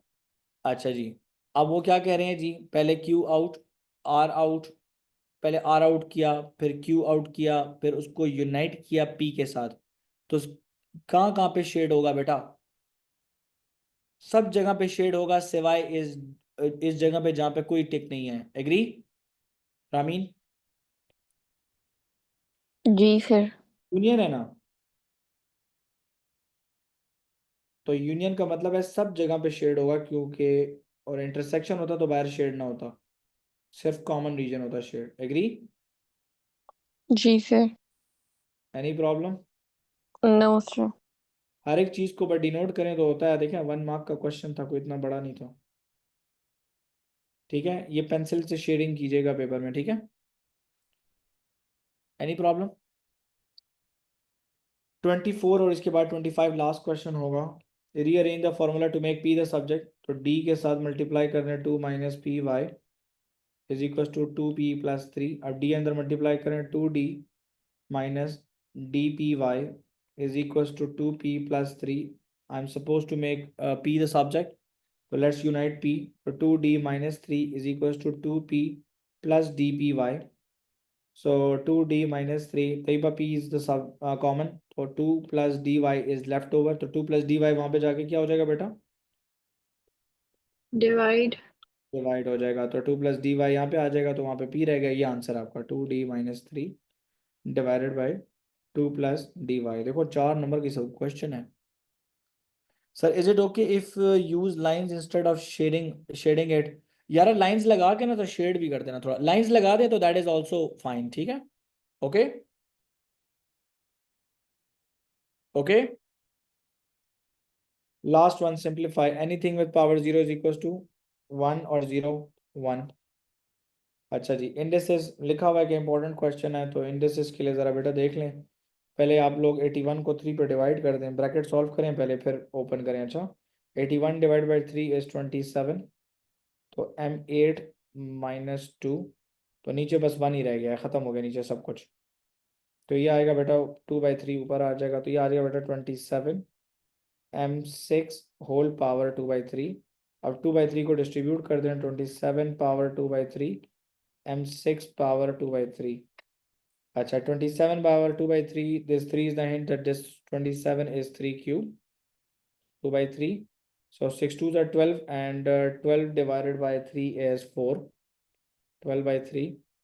तो 3 कट गए, तो 3 स्क्वायर और m4, 3 square is 9, m4 is the answer. 3 marks का था। Find the value of x। 32x power x multiply with x is equal to 1/4। सबसे छोटा नंबर देखें, सबसे छोटा नंबर 2 है, तो इसका मतलब है कि सबको 2 बनाना है। तो we know that 2 square is 4, 2 cube is 8, 2 power 4 is 16, 2 power 4 is 32। I can write that 2 power 4x multiplied with 2 power x plus 3 is equals to 1/2 square। Sir, So 2 basically, power 5. हाँ Sir, या 2 power ठीक 5x. या thank you. 2 power 5x okay, तो 2 power 5x plus x plus 3 is equal to 2 power minus 2, ऊपर जाके minus हो गया, basis are same तो powers are equal, so 5x plus x plus 3 is equal to minus 2, 6x plus 3 is equals to minus 2, 6x is equals to minus 2 minus 3, 6x is equals to minus 5, x is equals to minus 5 by 6, तो ये आ रहा है बेटा answer. Okay, खत्म। ओए या अल्लाह तेरा शुक्र है। चले जी, क्लास रिकॉर्डिंग में है तो आखिरी दो चार बातें मैं आपके साथ कर लूँ, फिर इंशाल्लाह ताला जो है हम लोग इस क्लास को मैं भी एंड करता हूँ। काइंडली प्लीज़ ज़रा एक चीज़ को अंडरस्टैंड ज़रा ज़रूर करें कि एज अ टीचर मैं आपको जो दो चार बातें आप लोगों को बताऊं तो काइंडली प्लीज़ ज़रा समझ लें। ये मैं आप लोगों को अपने एक्सपीरियंस से ही बता रहा हूँ, ठीक है? तो काइंडली प्लीज़ ज़रा 1 मिनट मुझे दीजिएगा ताकि मैं आप लोगों को 1 minute show meeting my screen meeting. अच्छा जी, अब ज़रा सब लोग प्लीज़ मेरी बात 1 मिनट के लिए सुने क्योंकि रिकॉर्ड हो रही है। नॉन कैलकुलेटर पेपर है, आपको मैंने सिलेबस का एक पूरा स्ट्रीमलाइन दिया है। आपके पास आज का दिन है, कल का दिन है और संडे है। आप लोगों ने कोशिश करनी है क्योंकि संडे के दिन आप लोगों को इंग्लिश का पेपर की तैयारी करनी होगी। अगर कोई बच्चा इंग्लिश नहीं दे रहा तो वो मैथ्स पढ़े। सोशल साइंसेज वाले बच्चों का कोई पेपर नहीं है, सिर्फ मैथ्स का पेपर है 2 मई को, दरमियान में कोई पेपर नहीं है।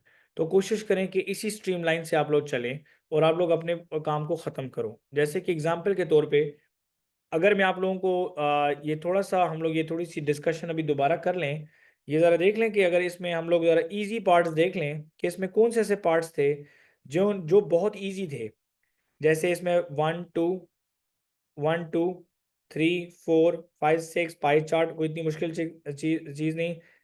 7 8 9 10 11 12 13 14 15 16 आसान चीज़ थी। ट्राइंगल ड्रॉ करना बहुत आसान, रोम्बस तो 3 मार्क्स के लिए +3 इसके मार्क्स हो गए तो 21।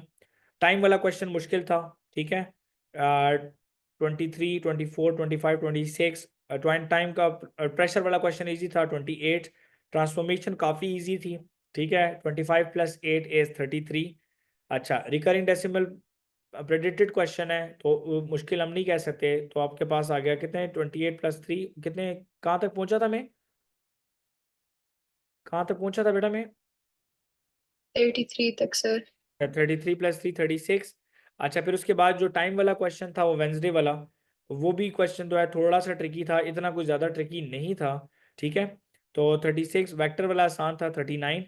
अच्छा, आपके पास वो जो आर्क लेंथ वाला क्वेश्चन था उसके अंदर सारे पार्ट्स आसान थे, आखिर में जो क्रॉस सेक्शन निकालना था वो 3 मार्क्स के लिए मुश्किल था।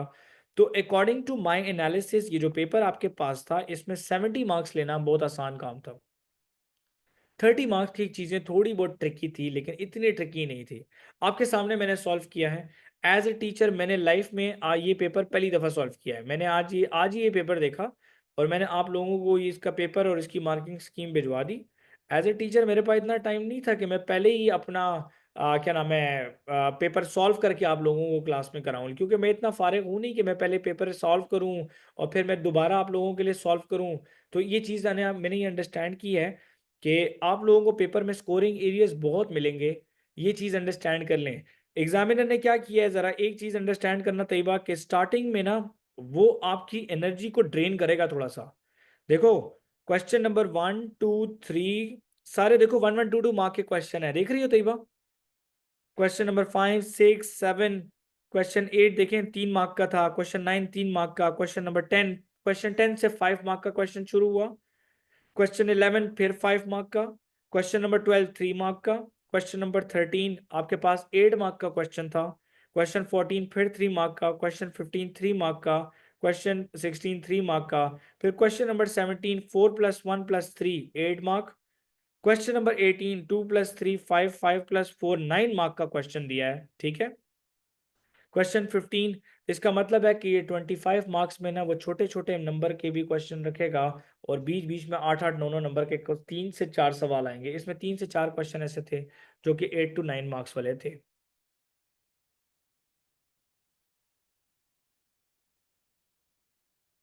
बेटा सेट्स के लिए जो ट्रिक थी वो क्या थी? बस सेट्स के लिए ट्रिक कोई भी नहीं थी। मेरी बात बैटरी ड्रेन हो गई है वरना मैं भी आपको दिखा देता। सर जी बेटा।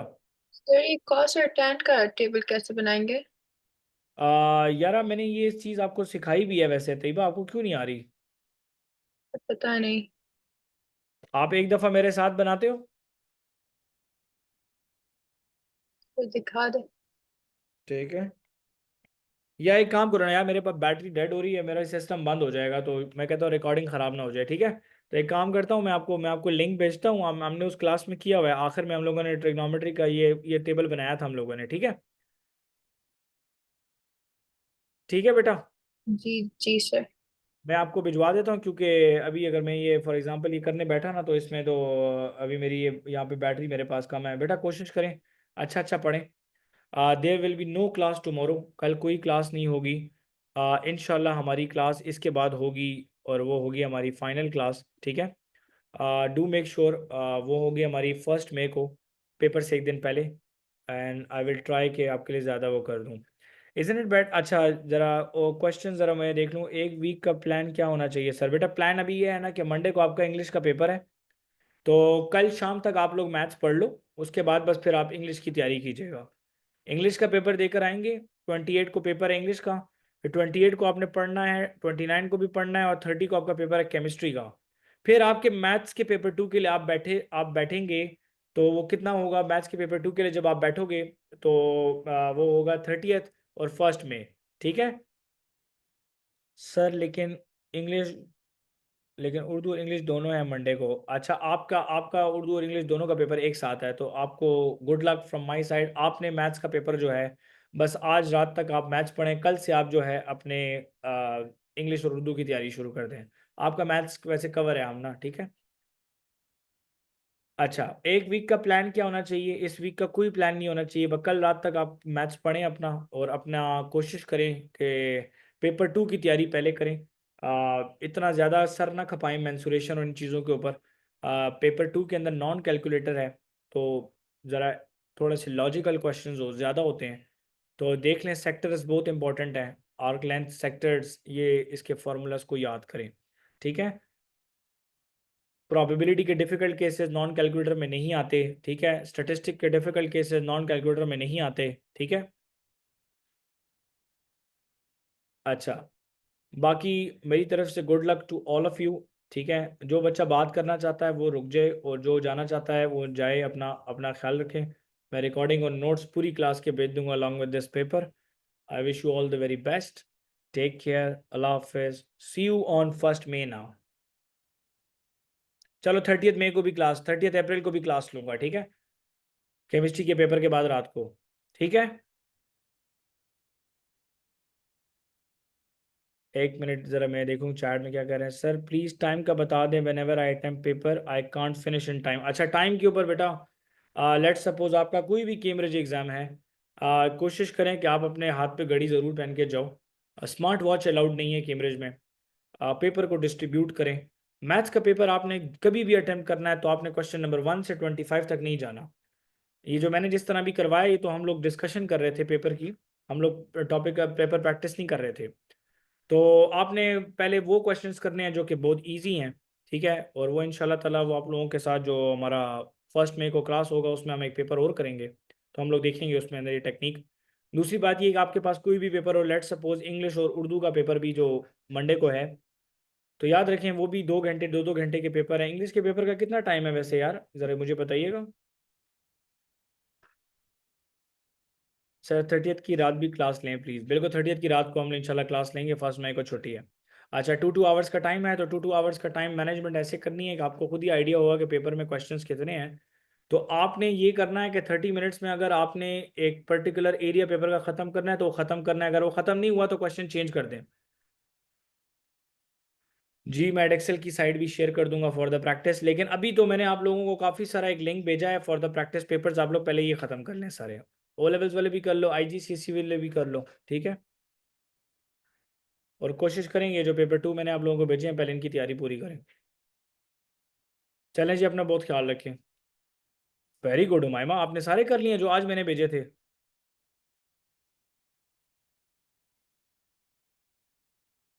उमाइमा मैं एक लिंक भेजता हूँ, आप वो लिंक ओपन कीजिएगा तो उसमें वो प्रैक्टिस पेपर्स और भी हैं।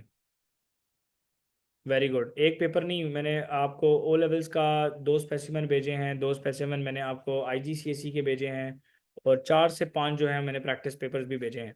तो मैं ग्रुप में दोबारा भेज देता हूँ, खोल के देख के डाउनलोड करके प्रिंट कर लेना, ठीक है। वेरी गुड यार, ज़बरदस्त, माशाल्लाह।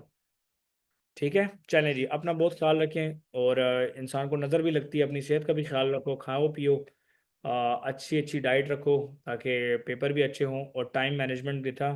मंडे को पेपर हो सुबह तो सारी रात पढ़ना नहीं, ठीक है। आपने सोना है, नींद करना बहुत ज़रूरी है, वरना पेपर के टाइम पे टाइम बहुत होगा, एनर्जी नहीं होगी लिखने के लिए, ठीक है। रुशान, सारा अंडरस्टूड बेटा? और कोई सवाल है तो पूछ सकते हैं मुझसे जी। चलें, थैंक यू सो मच, अपना बहुत ख्याल रखें, और take care. It was a very nice class, मज़ा आया। हमने तकरीबन कोई 2-2.5 घंटे क्लास लिया, 6:30 स्टार्ट हुई है और 9:01 हो रहे हैं। चलें जी, थैंक यू सो मच इतना बैठने के लिए, अपना ख्याल रखो। इंशाल्लाह see you on 30th। Take care. Allah Hafiz, sir. अल्लाह हाफिज़, अल्लाह हाफिज़।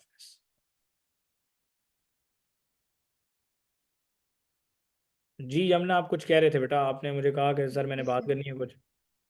सर मैंने जो